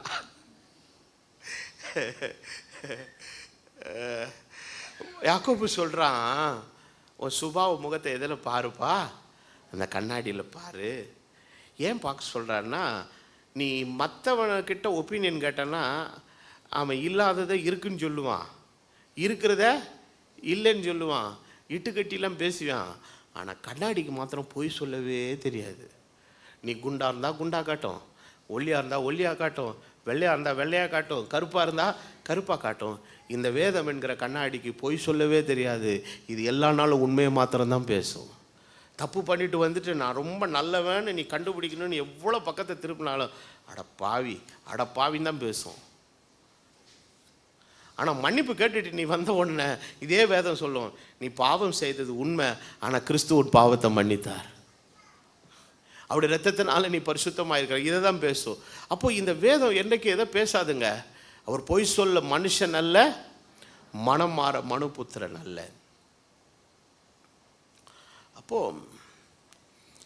அப்போஸ்தலனாகிய பவுல் தீத்துக்களின் நிருபத்தில் அவர் எழுதுகிற ஒரு வசனத்தை படிப்போம். 1 தீத்து 1:4. ஏற்ற காலங்களில் நம்முடைய இரட்சகராகிய தேவனுடைய கட்டளையின்படி எனக்கு ஒப்புவிக்கப்பட்ட பிரசங்கத்தினாலே தமது வார்த்தை அவர் என்ன செய்தார்? வெளிப்படுத்தினார். முதல்ல பவுல் சொல்றாரு, ஆண்டவர் யார் என்பதை பற்றி ஜனங்கள் அறிகிறதற்கு எதை பயன்படுத்தினார்? என்னுடைய பிரசங்கத்தை. எல்லாரும் சொல்லுங்க.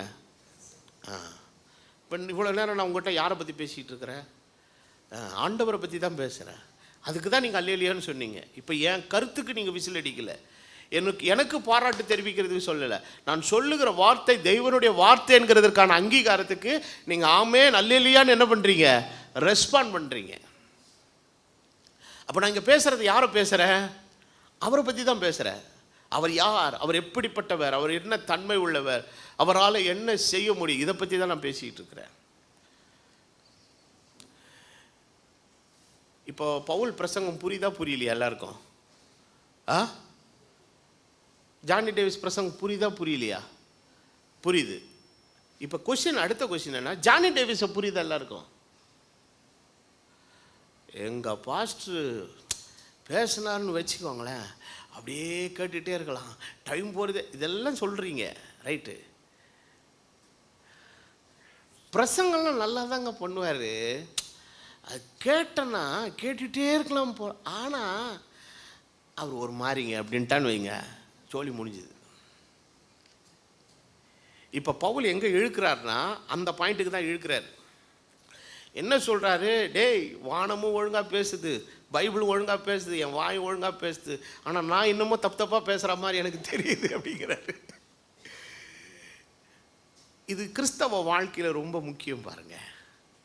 அப்போ கிறிஸ்தவ வாழ்க்கையில் கர்த்தர் நம்மளை எதுக்காக வச்சிருக்கிறான்னா, கர்த்தருடைய ஒரு மவுத் பீஸாக, ஒரு வாயாக கர்த்தர் நம்மளை வைத்திருக்கார். இதுக்கு நீங்கள் போய் பேசணுன்ற அவசியம்லாம் இல்லை.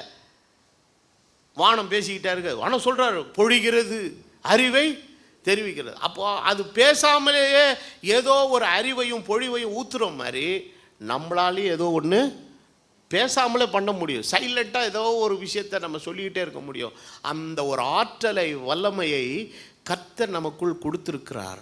அது எப்போ நடக்கும்னா, கிறிஸ்து நமக்குள்ளே உருவாகும் போது அந்த நிலை நடக்கும். அப்போ பார்க்குறவங்க ஜானி என்கிற ஆள் தத்துவத்தை இல்லை, இந்த ஜானிக்குள் இருந்து செயல்படுகிற கிறிஸ்துவை அவர்கள் காண்பார்கள். அதனால்தான் வேதம் சொல்ல, ஒருவன் கிறிஸ்துவுக்குள் இருந்தால் புது சிருஷ்டியாக இருக்கிறார், பழையவைகள் எல்லாம் ஒளிந்து போயின, எல்லாம் எப்படி ஆயின? புதிதாயின. அன்னைக்கு அப்போஸ்தலர்கள் போய் ஒரு ஊரில் போய் பிரசங்கம் பண்ணும்போது அவங்க செய்த செயல்களை பார்த்து அவங்களை யூபித்தர் என்றும் மெர்க்குரி என்று என்ன பண்ணாங்க சொன்னாங்க. காரணம், அவங்க செய்த செயல்கள் எப்படி இருந்ததுங்க? அவ்விதமாக இருந்தது. இப்போது அவர் பவுல் சொல்கிறாரு, என் பிரசங்கம் எப்படி இருக்குது? தெளிவாக இருக்குது. என் பிரசங்கத்தை யாராவது தெளிவாக இல்லைன்னு ஒருத்தன் சொன்னான்னா அவனுக்கு மூளையில் ஏதோ பிரச்சனைன்னு அர்த்தம். என் பிரசங்கம் எல்லாருக்கும் நல்லா என்ன செய்யுங்க? புரியும். ஏன்னா அந்த அந்த அளவுக்கு அது எவ்வளோக்கு எவ்வளோ சிம்பிளிஃபை பண்ணி எளிமையாக சொல்ல முடியுமோ அதை சொல்லி ஜனங்களுக்கு புரிய வைக்க நான் முயற்சிக்கிறேன். அது புரியலன்னா அவ்வளோ லேஸில் என்ன பண்ண முடியாதுங்க, சொல்ல முடியாது. ஒன்று அவங்க தூங்கியிருப்பாங்களா இருக்கும் புரியலன்னா. இப்போ பவுல் என்ன சொல்கிறாரு? பிரசங்கம் ரொம்ப தெளிவாக இருக்குது. அடுத்த ஒரு தெளிவை பற்றி பேசுகிறாரு. என்ன பேசுகிறாருன்னா, 1 தெசலோனிக்கேயர் 2:10 என்ன சொல்கிறாரு? விசுவாசிகளாகிய உங்களுக்குள்ளே நாங்கள் எவ்வளவு பரிசுத்தமும் நீதியும் பிழையின்மையுமாய் நடந்தோம் என்பதற்கு நீங்கள் சாட்சி, தேவன் சாட்சி. ஹல்லேலூயா. இங்கே பவுல் ரொம்ப ஒரு பெரிய மெயின் ஸ்ப்ரிங்கில் கை வைக்கிறார். என்ன கை வைக்கிறாருன்னா, ஐயா நான் பிரசங்கம் தெளிவாக இருக்குது, ஆனால் நான் பண்ணுற பிரசங்கம் எப்படி தெளிவாக இருக்குதோ அது மாதிரி என் வாழ்க்கை எப்படி இருக்கணுங்க? மக்களுக்கு முன்னால் தெளிவாக இருக்கணும். ஆகவே தான் அவன் சொல்லுகிறான் இன்னொரு பகுதியிலே, பிரசங்கிக்கிறவனாகிய நானே வேஸ்டாக போயிடாதபடிக்கு என்னை எந்தெந்த விதத்திலெல்லாம் ஒடுக்கி கீழ்ப்படுத்த முடியுமோ என்ன பண்ணுறேன்? கீழ்ப்படுத்துகிறேன். காரணம், கர்த்தர் என் வார்த்தையை மாத்திரம் சாட்சியாக அல்ல, என் பிரசங்கத்தை மாத்திரம் அவருக்கு சாட்சியாக அல்ல, அவருக்காக நான் வாழ்கிற வாழ்க்கையை கர்த்தர் ஒரு சாட்சியாக வச்சிருக்கிறாரு. My life should be meaningful before the eyes of the people. ஜனங்களுடைய கண்களுக்கு உண்பதாக என் வாழ்க்கை எப்படி இருக்கணுங்க? ஒரு அர்த்தம் உள்ளதாக இருக்கணும். நான் பிரசங்கிக்கிறது ஒன்று, அப்போஸ்தலருடைய உபதேசம் ஆச்சு பூச்சின்னு இவ்வளோ வாய்க்கிழியே பேசலாங்க. அது இந்த வேத அறிவை பெற்றிருக்கிற யார் வேணாலும் பேசலாம். ஆனால் அதை விட எது ரொம்ப வலிமையானதுன்னு கேட்டிங்கன்னா, அவருடைய செயல்பாடுகள். கடந்த வாரத்தில் ஊழியர் கூட்டம் நடக்கும்போது நான் ஊழியர்களை பார்த்து ஒரு கேள்வி கேட்டேன். உங்கள் சத்துருக்களை சிநேகியுங்கள் இயேசு சொன்னார்.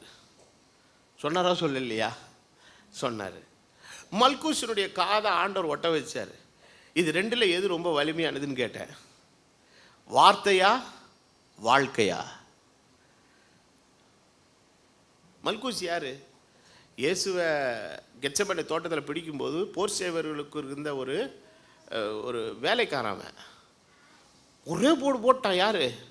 பேதுரு. காது துண்டா போயிடுச்சு, அந்துலாம் தொங்கலை, துண்டா போயிடுச்சு. அவர் எடுத்த அந்த காதை ஒட்ட வச்சு அற்புதம் செய்கிறார். இதே ஆண்டவர் தான் ஒரு இடத்துல சொல்றார், உங்கள் சத்துருக்களை என்ன பண்ணுங்க? அவங்கெல்லாம் ஆண்டவருக்கு என்ன ஏதாவது சாப்பாடு கொடுத்துட்டு விசாரிச்சுட்டு போகிறதுக்காக ஆள் பிடிச்சிட்டு போக வந்த ஆளுங்க. அப்போது சத்துருக்களாக தான் அவங்க வராங்க. ஆனால் சத்துருவனுடைய காது வெட்டப்படும் போது வெட்டுறதுக்கு ஒருத்தர் ஆயத்தமாக இருந்தால் ஒட்டுறதுக்கு ஒருத்தர் ஆயத்தமாக இருந்தார். இப்போ அவர் செய்த பிரசங்கம் வலிமையானதா, அவர் செய்த செயல் வலிமையானதா? ஆமாம், செயல் தான் வலிமையானது. அவர் சொல்கிறார், பட்டயத்தை எடுத்தவனும் பட்டயத்தினால சாணும், பட்டயத்தை உரையில் போடுப்பான்னு சொல்லி அவனுடைய காதை ஆண்டவர் சுஸ்தமாக்குறார். அப்போஸ்தலனாகிய பவுல் சொல்லுகிறான், நான் பிரசங்கிக்கிறவனாகிய நானே ஆகாதவனாய் போகாதபடிக்கு என்னை ஒடுக்கி கீழே. அப்போது பவுலினுடைய நிருபங்கள் எல்லாம் நீங்கள் ரொம்ப கேர்ஃபுல்லாக நீங்கள் படிச்சிங்கன்னா அவர் ஒவ்வொரு இடத்துலையும் சொல்கிறார், நான் உங்களுக்கு எவ்வளோ பிரயாசப்பட்டேன், வேலை செய்த ஊழியர் செஞ்ச நிருபங்கள்லாம் எழுதியிருக்கிறேன். ஆனால் அதே நேரத்தில் உங்ககிட்ட நான் எப்படி பிஹேவ் பண்ணிக்கிட்டேன், எப்படி நடந்துக்கிட்டேன், என் மேலே யாரும் எதையும் என்ன செஞ்சிடக்கூடாது, அலிகேஷனை, ஒரு குற்றச்சாட்டை என் மேலே சொல்லிடக்கூடாது, உங்களுக்கு முன்னால் நான் கரெக்டாக இருக்கிறேன். அப்போது ஒரு ஊழியக்காரன் ஊழியத்தை செய்யும்போது பிரசங்கம் பண்ணுறதெல்லாம் ரொம்ப ஈஸி, அதெல்லாம் பண்ணிடலாம். ஆனால் அதுக்கேற்ற மாதிரி நின்று வாழ்கிற ஒரு வாழ்க்கை இருக்குது பாருங்கள், அது ரொம்ப டஃப்பானது. அப்போது ஒரு சாட்சியுள்ள ஒரு ஜீவியம். பவுலப்போஸ்தலன் எழுதுகிற இன்னொரு வார்த்தை குறித்த ஒரு விஷயத்தை நம்ம படிப்போம். அவன் வாழ்க்கை எவ்வளவு ஒரு கிளாரிட்டியாக இருந்தது பாருங்க. அவன் சொல்கிறான், 1 கொரிந்தியர் 9வது அதிகாரம் 26, 27 வசனங்களை நீங்கள் படிக்கும்போது வசனம் விதமாய் சொல்லுகிறது. 1 கொரிந்தியர் 9, 26, 27. ஆதலால் நாம் நிச்சயம் இல்லாதவனாக ஓடேன். என்னது? ஓட்டப்பந்தயத்துக்காக 10 பேர் நிற்கும்போது, என்னப்பா போயிடுவியா, லெக்க அடைஞ்சிருவியா, ஜெயிச்சிருவியான்னு கேட்டால் கொஞ்சம் நேரம் வெயிட் பண்ணுங்கன்னுவான். இது கிறிஸ்தவ வாழ்க்கை கிடையாது. நான் தான் ஏற்கனவே ஒரு தடவை பிரசங்கத்தில் சொன்ன ஞாபகம் இருக்குது. ஒரு ஊழியக்காரர் திடீர் இப்படி தான் சொன்னார், நான் நரகத்துக்கு போகணுன்னு ஆண்டவர் சித்த வச்சு தான் நான் நரகத்துக்கு தான் போவேங்கிறாரு. அப்போ இந்த ஆள்கிட்டேருந்து என்ன போகுது? ஆனால் பவுலப்போஸ்தலன் அப்படி சொல்லலை, எனக்கு பரலோகம்னு ஆண்டவர் வச்சு தான் பரலோகம் போவேன், கனகம் வச்சு தான் நரகத்துக்கு தான், அப்படிலாம் சொல்லலை. நான் நிச்சயம் இல்லாதவனாக ஓடேன். ஏன்னா என்னை அழைச்சவர் எதுக்காக அழைச்சாருங்கிறது எனக்கு தெரியும், நான் என்ன ஓட்டத்தை ஓடுறேங்கிறது எனக்கு தெரியும், எனக்கு என்ன முடிவு வைக்கப்பட்டிருக்குன்னு தெரியும், அந்த முடிவை நான் எப்படி அடைவேங்கிறது தெளிவு இருக்குது எனக்குள்ள. அந்த இந்த தெளிவு இருந்ததுனால தான் தீமோத்தேயுல எழுதும்போது என்ன சொல்கிறான், நல்ல போராட்டத்தை போராடினேன், ஓட்டத்தை முடித்தேன், விசுவாசத்தை காத்துக்கொண்டேன், இது முதல் நீதியின் கிரீடம் எனக்காக வைக்கப்படும். இதுதான் ஒரு கான்ஃபிடென்ஸ் கிறிஸ்டியன் லைஃப். இது அப்போது இந்த கான்ஃபிடென்ஸு, நாம் கான்ஃபிடெண்ட்டாக வாழ்கிறோங்கிறது, அதனுடைய வைப்ரேஷன், அந்த அதிர்வலைகள் என்ன பண்ணணும்னா, அது நம்ம வீட்டில் இருக்கிறவங்களுக்குள்ள ஒரு தாக்கத்தை உண்டாக்கணும்.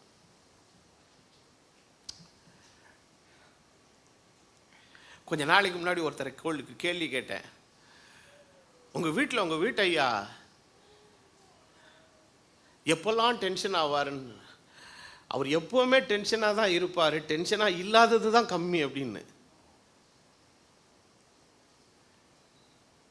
காரணம், எதுலேயுமே ஒரு கான்ஃபிடென்ஸ் கிடையாது, செல்ஃப் கான்ஃபிடென்ஸும் இல்லை, மற்றவங்க மேலே ஒரு கான்ஃபிடென்ஸ். ஏதோ ஒரு சுச்சுவேஷன் இருந்தால் தடபடன்னு போய் அந்த வைப்ரேஷன் என்ன ஆகும்னா, சுற்றி இருக்கிற அத்தனை பேர் என்ன ஆகிருதுங்க, அணைச்சி ஆஃப் ஆகி அவனும் மிரண்டு ஒரு மாதிரி கண்ணு மூக்கு மொழி எல்லாம் பிதுங்கி.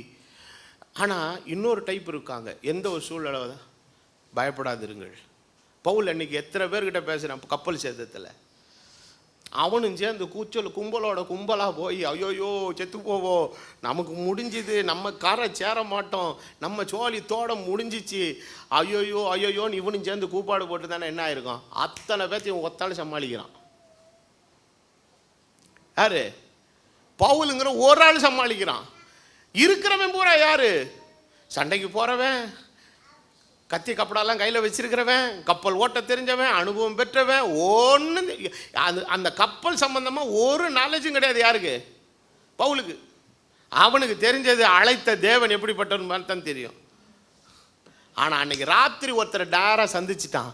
அவர் சொன்னார், பவுலே நீ பயப்படாதே, தைரியமாய் பேசு, நீ ஒரு நாளைக்கு முன்னால் நீ அவன் ராஜாவுக்கு முன்னால் போய் நீ என்ன செய்யணுண்டா, நிற்கணும்னா. அந்த வார்த்தையை பிடிச்சிக்கிட்டான்.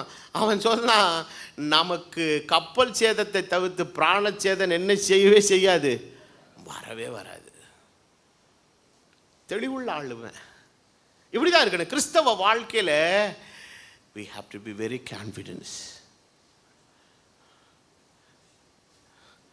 நான் எல்லாரையும் தைரியமாக இருங்க, கர்த்தர் நம்மளோடு இருக்கிறார், உலகத்தில் இருக்கிற உங்களில் இருக்கிற பெரியவர் ஆச்சு பூச்சின்னு வாய் நிறையா பேசிட்டு, நாளைக்கு வீட்டில் ஏதாவது ஒரு பிரச்சனை வரும்போது ஐயோயோ எம்மாடியோன்னு கூச்சல் போட்டு இருக்கிற ஒய்ஃபு பசங்க எல்லாரையும் டென்ஷன் ஆக்கி விட்டான்னு வச்சுக்கோ.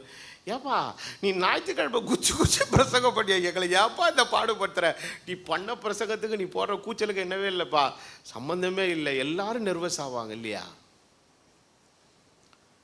நிச்சயம் இல்லாமல் ஓடக்கூடாது. கிறிஸ்தவ வாழ்க்கையில் நம்முடைய ஒவ்வொரு அடியும் ஒரு நம்பிக்கையோடு நம்ம எடுத்து வைக்கணும். அதாவது சில உலகத்தில் இருக்க சொல்லுவான், என்னவோ தெரிலங்க, எடுத்து வைக்கிறேன், என்ன நடக்கும்போ எனக்கு தெரியாது, அப்படி தான் சொல்கிறான் உலகத்தில் இருக்கிறவன். சொல்கிறான்னா சொல்லலையா? என்னங்க தூங்குறீங்களாங்க, அடுத்த அடி வைக்கும்போது என்ன சொல்கிறான், என்னமோ தெரில, இன்ன வரைக்கும் நண்டு வந்துட்டங்க, அடுத்து என்ன நடக்குமோ தெரியாதுங்க. எதெல்லாம் ஆண்ட விட்ட வழி அப்படின்ட்டு ஒரு மாதிரி நம்பிக்கை இல்லாமல் இப்படி பேசுகிறான். இல்லைங்க, கர்த்தர் என்னை இம்மட்டும் வழி நடத்தினார். அவர் எபினேசர். நாளைக்கும் கர்த்தர் என்னை நடத்துவார். அடுத்த வாரமும் கர்த்தர் என்னை நடத்துவார். அடுத்த மாதமும் கர்த்தர் என்னை நடத்துவார். அவர் வருகிற வரைக்கும் அவர் என்னை விட்டு விலகவும் மாட்டார், என்னை கைவிட மாட்டார். நான் நல்லா இருப்பேன். இப்படி பேசலாம் பாருங்க. இவன் தான் நிச்சயம் உள்ளவன். அப்போ இந்த நிச்சயமான ஒரு உறுதியுள்ள ஒரு விசுவாசம் நமக்குள்ள இருக்கும்போது that will create a vibration around us. சிலர் இப்போல்லாம் ரொம்ப இந்த வைப்ரேஷன் மேலே நிறைய பேத்துக்கு நம்பிக்கை வந்துட்டு என்ன பண்ணுறான்னா, வீட்டில் வாங்கி 2 கோல்டு ஃபிஷ்ஷை வெயி, அப்புறம் இந்த வவுத்தை தள்ளிக்கிட்டு ஒரு பொம்மை ஒன்று இருக்குது, அதுக்கு பேர் என்னன்னு தெரியல, குபேரன். குபேரன் குபேரன் பொம்மையை வச்சா என்ன வரும்? அப்படியே கொபன்னு சட்டை வானத்தை பொழந்துக்கிட்டு என்ன கொட்டும்? காசு கொட்டும். இதெல்லாம் சும்மா கண்தொடிப்பு வேலை ராஜா. கர்த்தர் மேலே நம்பிக்கை வச்சிருக்கிற என்னைக்கும் குபேரன் தான். என்னைக்கும் கர்த்தர் அவனை நல்லா வச்சிருப்பாரு. அவன் பஞ்சகாலத்திலும் திருப்தியாய் புசித்து, அவன் நஷ்டப்பட்ட காலங்களிலே இருக்கிற காலங்களிலேயும் அவன் ஆசீர்வதிக்கப்பட்டிருப்பானா. கர்த்தர் அவனை அநேகருக்கு ஆசீர்வாதமாய் வைப்பார். அவன் பஞ்சகாலத்தில் விதைத்தாலும் கர்த்தர் அதை நூறத்தனையாய் ஆசீர்வதிக்கிற தெய்வம். இதுதான் கிறிஸ்தவ வாழ்க்கையில் தெளிவோடு வாழ்கிற ஒரு கான்ஃபிடென்ட் லைஃப். இந்த வைப்ரேஷன் என்ன பண்ணுன்னு கேட்டிங்கன்னா, இது ஏதோ ஒரு விஷயத்தை என்ன பண்ணிக்கிட்டே இருக்குங்க, யார்கிட்டேயோ சொல்லிக்கிட்டே இருக்கும். என்ன சொல்லும்? இவர்கள் ஆராதிக்கிற தேவன் எப்படிப்பட்டவர்? ஜீவனுள்ள தேவன்.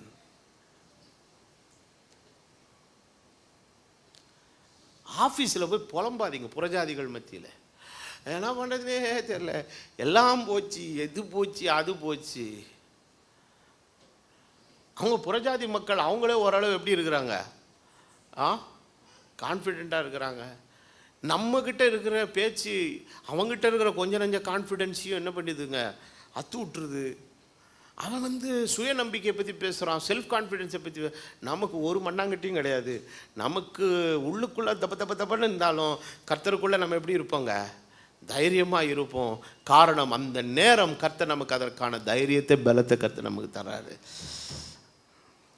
சொல்கிறாரு, மற்றவர்களுக்கு பிரசங்கிக்கிற நான் தானே ஆகாதவனாய் போகாதபடிக்கு என் சரீரத்தை ஒடுக்கி கீழ்ப்படுத்துகிறேன்.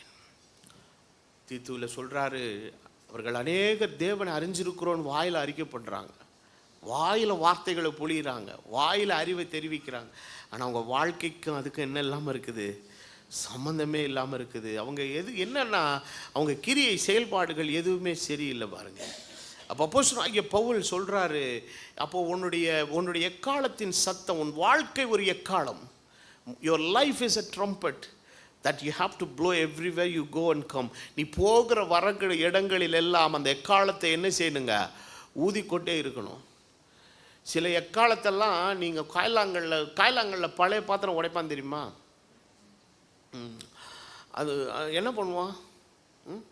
ஒரு பெரிய இது ஒன்று வச்சுருப்பான், திம்ஸு இந்த மாதிரி ஏதோ சம்மட்டி கிம்லாம் வச்சுருப்பான். வச்சு நச்சு தூக்கி போட்டுருவான்.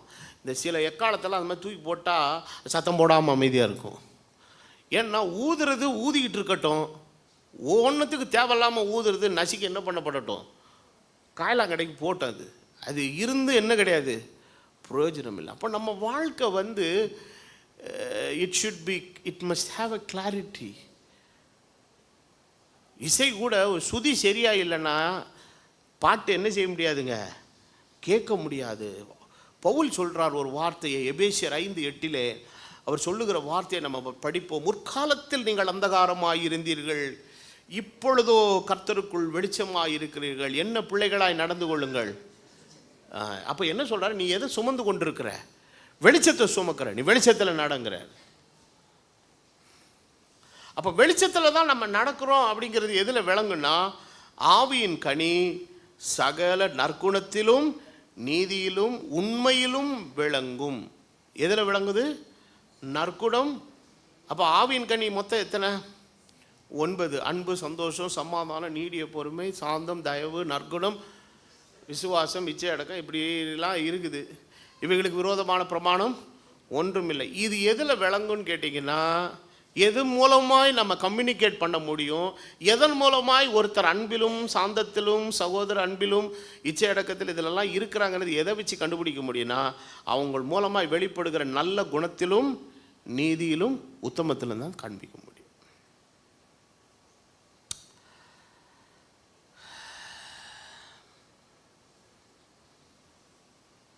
அப்போது இன்றைக்கு நம்முடைய விசுவாச ஜீவியம், யாக்கோபு தன்னுடைய நிருபத்தில் எழுதும்போது கடைசியில் ஒரு விஷயத்தை ரொம்ப முக்கியத்துவப்படுத்தி சொல்கிறார். இன்றைக்கி கிறிஸ்தவ உலகத்தில் எங்கே பார்த்தாலும் இந்த பார்ஷியாலிட்டி, ரொம்ப கிறிஸ்துவனுடைய அன்பை பற்றி நம்ம பேசுகிறோம். தேவன் எப்படி இருக்கிறார்? அப்போது உலகத்தில் எல்லா மதங்களும் அன்பை பற்றி பேசினாலும் அந்த அன்புக்கு ஒரு இலக்கணம் கற்பித்த ஒரு ஆண்டவர் தான். ஆமேன். நம் பாவிகளாக இருக்கையில் கிறிஸ்து நமக்காக மரித்ததினாலே தேவ அன்பு நமக்காக என்ன செய்யப்பட்டது? வெளிப்பட்டது. அந்த அன்பு என்னதென்பதை நாம் என்ன செய்திருக்கிறோம்? அறிந்திருக்கிறோம். அப்போ அந்த அன்பை அறிந்திருக்கிற ஒரு இடத்துல நாம் இருக்கிறோம் பாருங்க. அப்போ இந்த அன்பு இன்னைக்கு நம்மக்கிட்ட இருக்குதுன்னா, உண்மையாகவே தேவ அன்பு இருக்கிற இடத்துல இந்த பாகுபாடுகளுக்கு என்னவே இருக்காதுங்க. அந்த நாட்களிலே யாக்கோபு எழுதின நிருபம் 12 கோத்திரங்களுக்கு எழுதப்பட்டது. ஆனால் அந்த இடத்துல ரொம்ப பார்ஷியாலிட்டி இருந்தது. அவங்க உள்ள நடக்கிற விஷயங்கள் ஒரு தப்பான சவுண்ட் என்ன பண்ணுது? ப்ரொடியூஸ் பண்ணுது. என்னன்னா சொல்கிறாரு, ஒருவன் மினுக்குள்ள வஸ்திரம், அதாவது கொஞ்சம் நல்லா டிப்டாப்பாக ட்ரெஸ் பண்ணிட்டு வரவனை ஒரு மாதிரி ட்ரீட் பண்ணுறானுங்க. கந்தையான வஸ்திரம் தரித்தவனை வந்து போது எங்கே உட்காருங்கிறான்? என் பாதத்துக்கு கீழே உட்காருங்கிறான். இந்த பார்ஷியாலிட்டி பண்ணுறாங்க. ஒன்று சேரில் உட்கார வச்சா எல்லாரையும் சேரில் உட்கார வை. யாருக்காவது கால் நீட்டி முதுகு வலிக்குது குறுக்கு வலிக்குதுன்னாங்களா உட்காந்து கால் நீட்டிக்கிற அது அவங்க சௌகரியம். இல்லைங்க, ரொம்ப படித்தவங்களுக்கு அவங்களுக்கு தாங்க சேரு, மற்றவங்களுக்கெல்லாம் இது என்ன சினிமா தேட்டரா? ஃபஸ்ட் கிளாஸு செகண்ட் கிளாஸு தர டிக்கெட்டுன்னு சொல்லி போகிறதுக்கு. இது தேவனுடைய வீடு. தேவன் தமது வீட்டில் எல்லாரையும் ஒன்று போல தான் கர்த்தர் என்ன செய்கிறாருங்க? பார்க்குறாரு. அந்த பார்ஷியாலிட்டியை பார்க்கும்போது யாக்கோபு சொல்கிறாரு, அங்கே உள்ள நடக்கிற விஷயம் ஏதோ ஒரு தப்பான வைப்ரேஷனை வெளியே கொண்டு போகுதுப்பா, தப்பான சவுண்டை வெளியே கொண்டு போய் சேர்க்குது, நீங்கள் உங்களை சரிப்படுத்திக்கோங்க அப்படிங்கிறார். அப்போ இன்றைக்கி ஒரு தனிப்பட்ட கிறிஸ்தவனாக இருந்தாலும் சரி, ஒரு கிறிஸ்தவ குடும்பம் என்கிற நிலையாக இருந்தாலும் சரி, இல்லை ஒட்டுமொத்த சபையாக இருந்தாலும் சரி, கர்த்தர் சொல்லுகிறார், உங்களை கண்ணோக்குகிறவர்களுக்கு உங்களிடத்திலிருந்து அர்த்தமுள்ளவைகள் போகட்டும். உங்களுடைய எக்காலத்தினுடைய சத்தம் எப்படி இருக்கட்டுங்க. அப்போது என்ன எக்காலத்தை கர்த்தர் நம்மக்கிட்ட கொடுத்துருக்கிறாருன்னா, வெறும் பிரசங்கத்தை வசனத்து மாதிரி எக்காலத்தை மாத்திரமல்ல, கர்த்தர் இன்றைக்கு நம்முடைய வாழ்க்கையை என்னவா மாற்ற விரும்புகிறாரு? ஒரு எக்காலமாய் நாம் வசிக்கிற குடும்பத்தில், நாம் வசிக்கிற சமூகத்தில், நாம் வாசித்து கொண்டிருக்கிற தெருக்களில், நாம் வேலை செய்கிற பணியிடங்களில் இன்றைக்கி எத்தனை பேர் அந்த பாட்டி அப்படிப்பட்ட எக்காலத்தை கொண்டு போய் ஊதினதுனாலே கிறிஸ்துவுக்குள்ளே வந்தவர்கள் எத்தனையோ பேர். ஆண்டவரே சொல்றார், நீங்கள் உலகத்துக்கு எப்படி இருக்கிறீர்கள்? வெளிச்சமாக இருக்கிற வெளிச்சம். ஒரு மலையில் இருக்கிற பட்டணம் என்ன செய்யாது? மறைந்திருக்க மாட்டார். அப்போது நீ ஒரு 50 பேர் இருக்கிற ஆஃபீஸில் நீ ஒரு கிறிஸ்தவனாக இருந்தனா நீ மறைஞ்சிருக்கவே முடியாது. ஏன்னா கர்த்தர் உன்னை எங்கே தான் வச்சுருக்கிறாரு? மலையில் இருக்கிற இப்போ திருக்கழுக்குளத்தை விட்டுட்டு நீங்கள் குளிப்பாந்தன்லாம் மானாமதி, எச்சூர், இந்த சுற்றுப்பட்டார இடங்களுக்கு போனால் எது தெரியுது? நம்ம ஊர் ஐடென்டிஃபை பண்ண முடியுது இல்லை? ஏன்னா அது மேலே ஒரு விளக்கு லைட்டு போடுறதுனால அது நமக்கு என்ன செய்யுது? பார்க்குறத ஒன்று பளிச்சுன்னு தெரியும். கர்த்தர் நம்மளை அப்படி தான் வச்சுருக்கிறாரு. அப்போது நம்மளை ஐடென்டிஃபையபிள், அடையாளம் காணக்கூடியவர்களாகவும் அடையாளம் காணக்கூடிய நம்மிலே அர்த்தமுள்ளவர்களாகவும் கர்த்தர் நம்மளை வைத்திருக்கிறார்.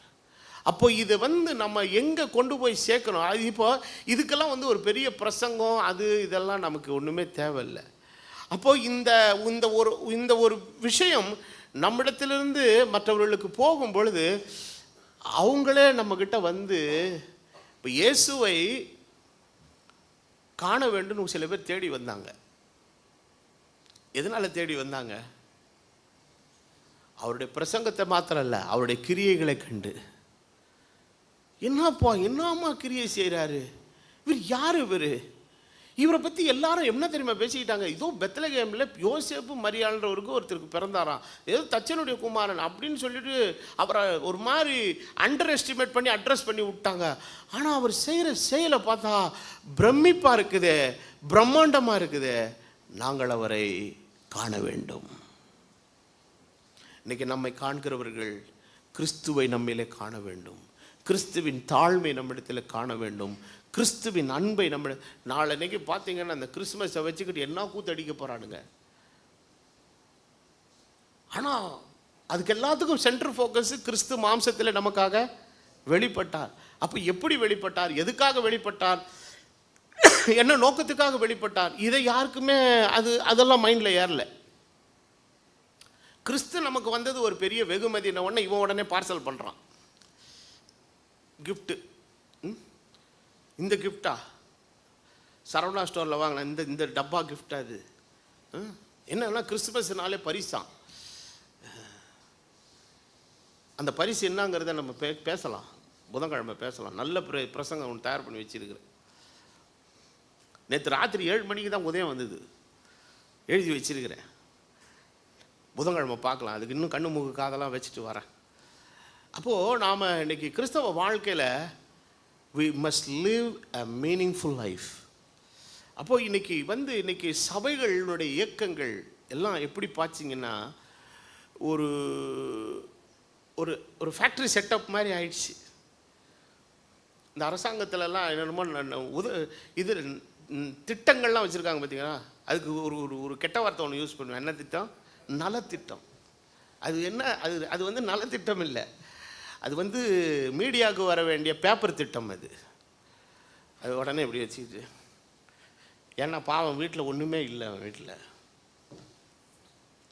டக் டக் டக் டக் டக் டக் டக்குன்னு அடிப்பானுங்க. அப்புறம் ப்ரெஸ்ஸுக்கு போயிடும், ஃபோட்டோ போயிடும், அதுக்குள்ளே எல்லா தொலைக்காட்சி இதுக்கும் வந்துடும். அவ்வளோதான். அது ஒரு 4 பேருக்கு கொடுத்துட்டு அவர் வண்டி ஏறி அப்படி ஓடி போயிடுவார். அதுக்கப்புறம் இருக்கிற மிச்ச மீதாரியை ஏன் அள்ளிட்டு பிடிங்கிட்டு போகிறான்னு யாருக்குமே என்ன செய்யாதுங்க. இது ஏன்னா கவர்மெண்ட்டுன்னு இருந்தால் ஏதோ ஒன்று செய்கிறாங்களே அப்படின்றதுக்கு என்ன காட்டணும், கணக்கு காட்டணும்னு ஏதாவது ஒன்று. அவங்களுக்கு அதுக்கேற்ற மாதிரியே கரெக்டாக மழை வரும், ஒரு வெள்ளம் வரும், உடனே ஒரு வேட்டியை தூக்கிட்டு நடுவுற தண்ணியில் போய் நின்று அது ஒரு ஃபோட்டோ எடுப்பேன்.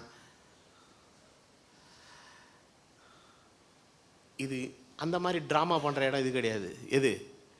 கர்த்தருடைய சபை. இது ஒரு அர்த்தமுள்ள ஒரு வாழ்க்கை வாழ்கிற இடம். அப்போ கிறிஸ்துவுக்காக வாழ வேண்டிய இந்த ஒரு அர்த்தமுள்ள ஒரு வாழ்க்கை கிறிஸ்துவை உலகத்துக்கு காண்பிக்கும், கிறிஸ்துவை உலகுக்கு அறிவிக்கும், கிறிஸ்துவனிடத்தில் அநேகரை கொண்டு வந்து சேர்க்கும். அதற்காகவே கர்த்தர் அழைத்திருக்கிறார். ஆகவே இன்றைக்கி கிறிஸ்தவம் என்கிற அடையாளத்துக்குள் ஒவ்வொருத்தரும் ஒரு மாதிரி அக்காலத்தை வச்சு என்னென்னமோ ஊதிக்கிட்டு இருக்கிறாங்க. ஆனால் போகிற எல்லாருக்கும் நிறைய விஷயம் புரியுதா அப்படின்னா புரியல. ஆனால் கிறிஸ்துவின் மணவாட்டியின் இடத்துல கர்த்தர் ஒரு எக்காலத்தை கொடுத்துருக்கிறார். அந்த எக்காலம் எதன்படி உள்ள எக்காலம்? வார்த்தையின்படி உள்ள எக்காலம். அவள் ஊதும்போது அவளுடைய சப்தம் தெளிவாக இருக்கும், அவருடைய சத்தம் எல்லாருக்கும் கேட்கப்படும், அவருடைய சத்தத்தின் அர்த்தத்தை எல்லாரும் என்ன செய்வார்கள்? புரிந்து கொள்வார்கள். எல்லாருடைய வாயும் அறிக்கை பண்ணும், கிறிஸ்து இவரிடத்தில் இருக்கிறார், கிறிஸ்து இவரிடத்தில் வாசம் பண்ணுகிறார், கிறிஸ்து இவர்களோடு கூட இருக்கிறார், கிறிஸ்து இவர்களுக்குள் வாசம் பண்ணுகிற என்னால் பார்க்க முடிகிறது, இவரிடத்தில் இருக்கிற இயேசு எனக்கு தேவை என்கிற ஒரு நிலையோடு கூட வருவார்கள். இன்றைக்கு நம்முடைய எக்காலங்கள் அர்த்தமுள்ளதாக இருக்கட்டும். அப்படிப்பட்ட ஒரு நல்ல கிறிஸ்தவ வாழ்க்கை வாழ தேவன் நமக்கு அருள் புரிய வேண்டும் என்கிற ஜெபத்தோடு வேண்டுதலோடு செய்தியை நான் நிறைவு பண்ணுகிறேன். கர்த்தர் உங்களை ஆசீர்வதிப்பாராக. யாவரும் எழும்பி நிற்போம்.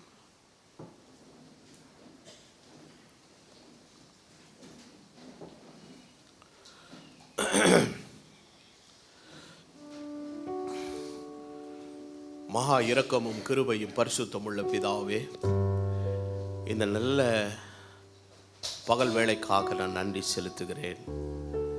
நீ தந்திருக்கிற உம்முடைய ஜீவனோட வார்த்தைகளுக்காக நன்றி. நீ தருகிற உம்முடைய தெய்வீக ஆலோசனைகளுக்காக நன்றி. கர்த்தர் எங்களோடு கூட நீர் இடைப்பட்டு எங்களோடு நீர் பேசும்படி நான் ஜெபம் பண்ணுகிறேன்.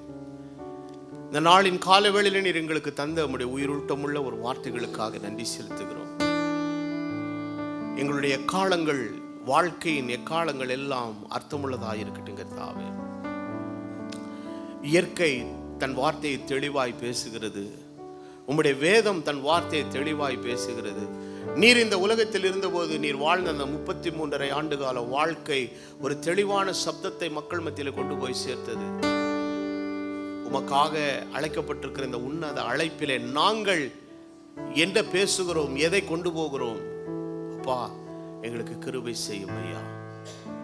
எங்களுடைய சத்தத்தின் தொனிகள் அநேக நேரங்களிலே எங்களை சுற்றி இருக்கிறவர்கள் மத்தியிலே ஒரு தவறான ஒரு புரிதலையும் காரியத்தை வெளிப்படுத்தின குற்றத்தை பாவத்தை எங்களுக்கு மன்னிப்பீராக.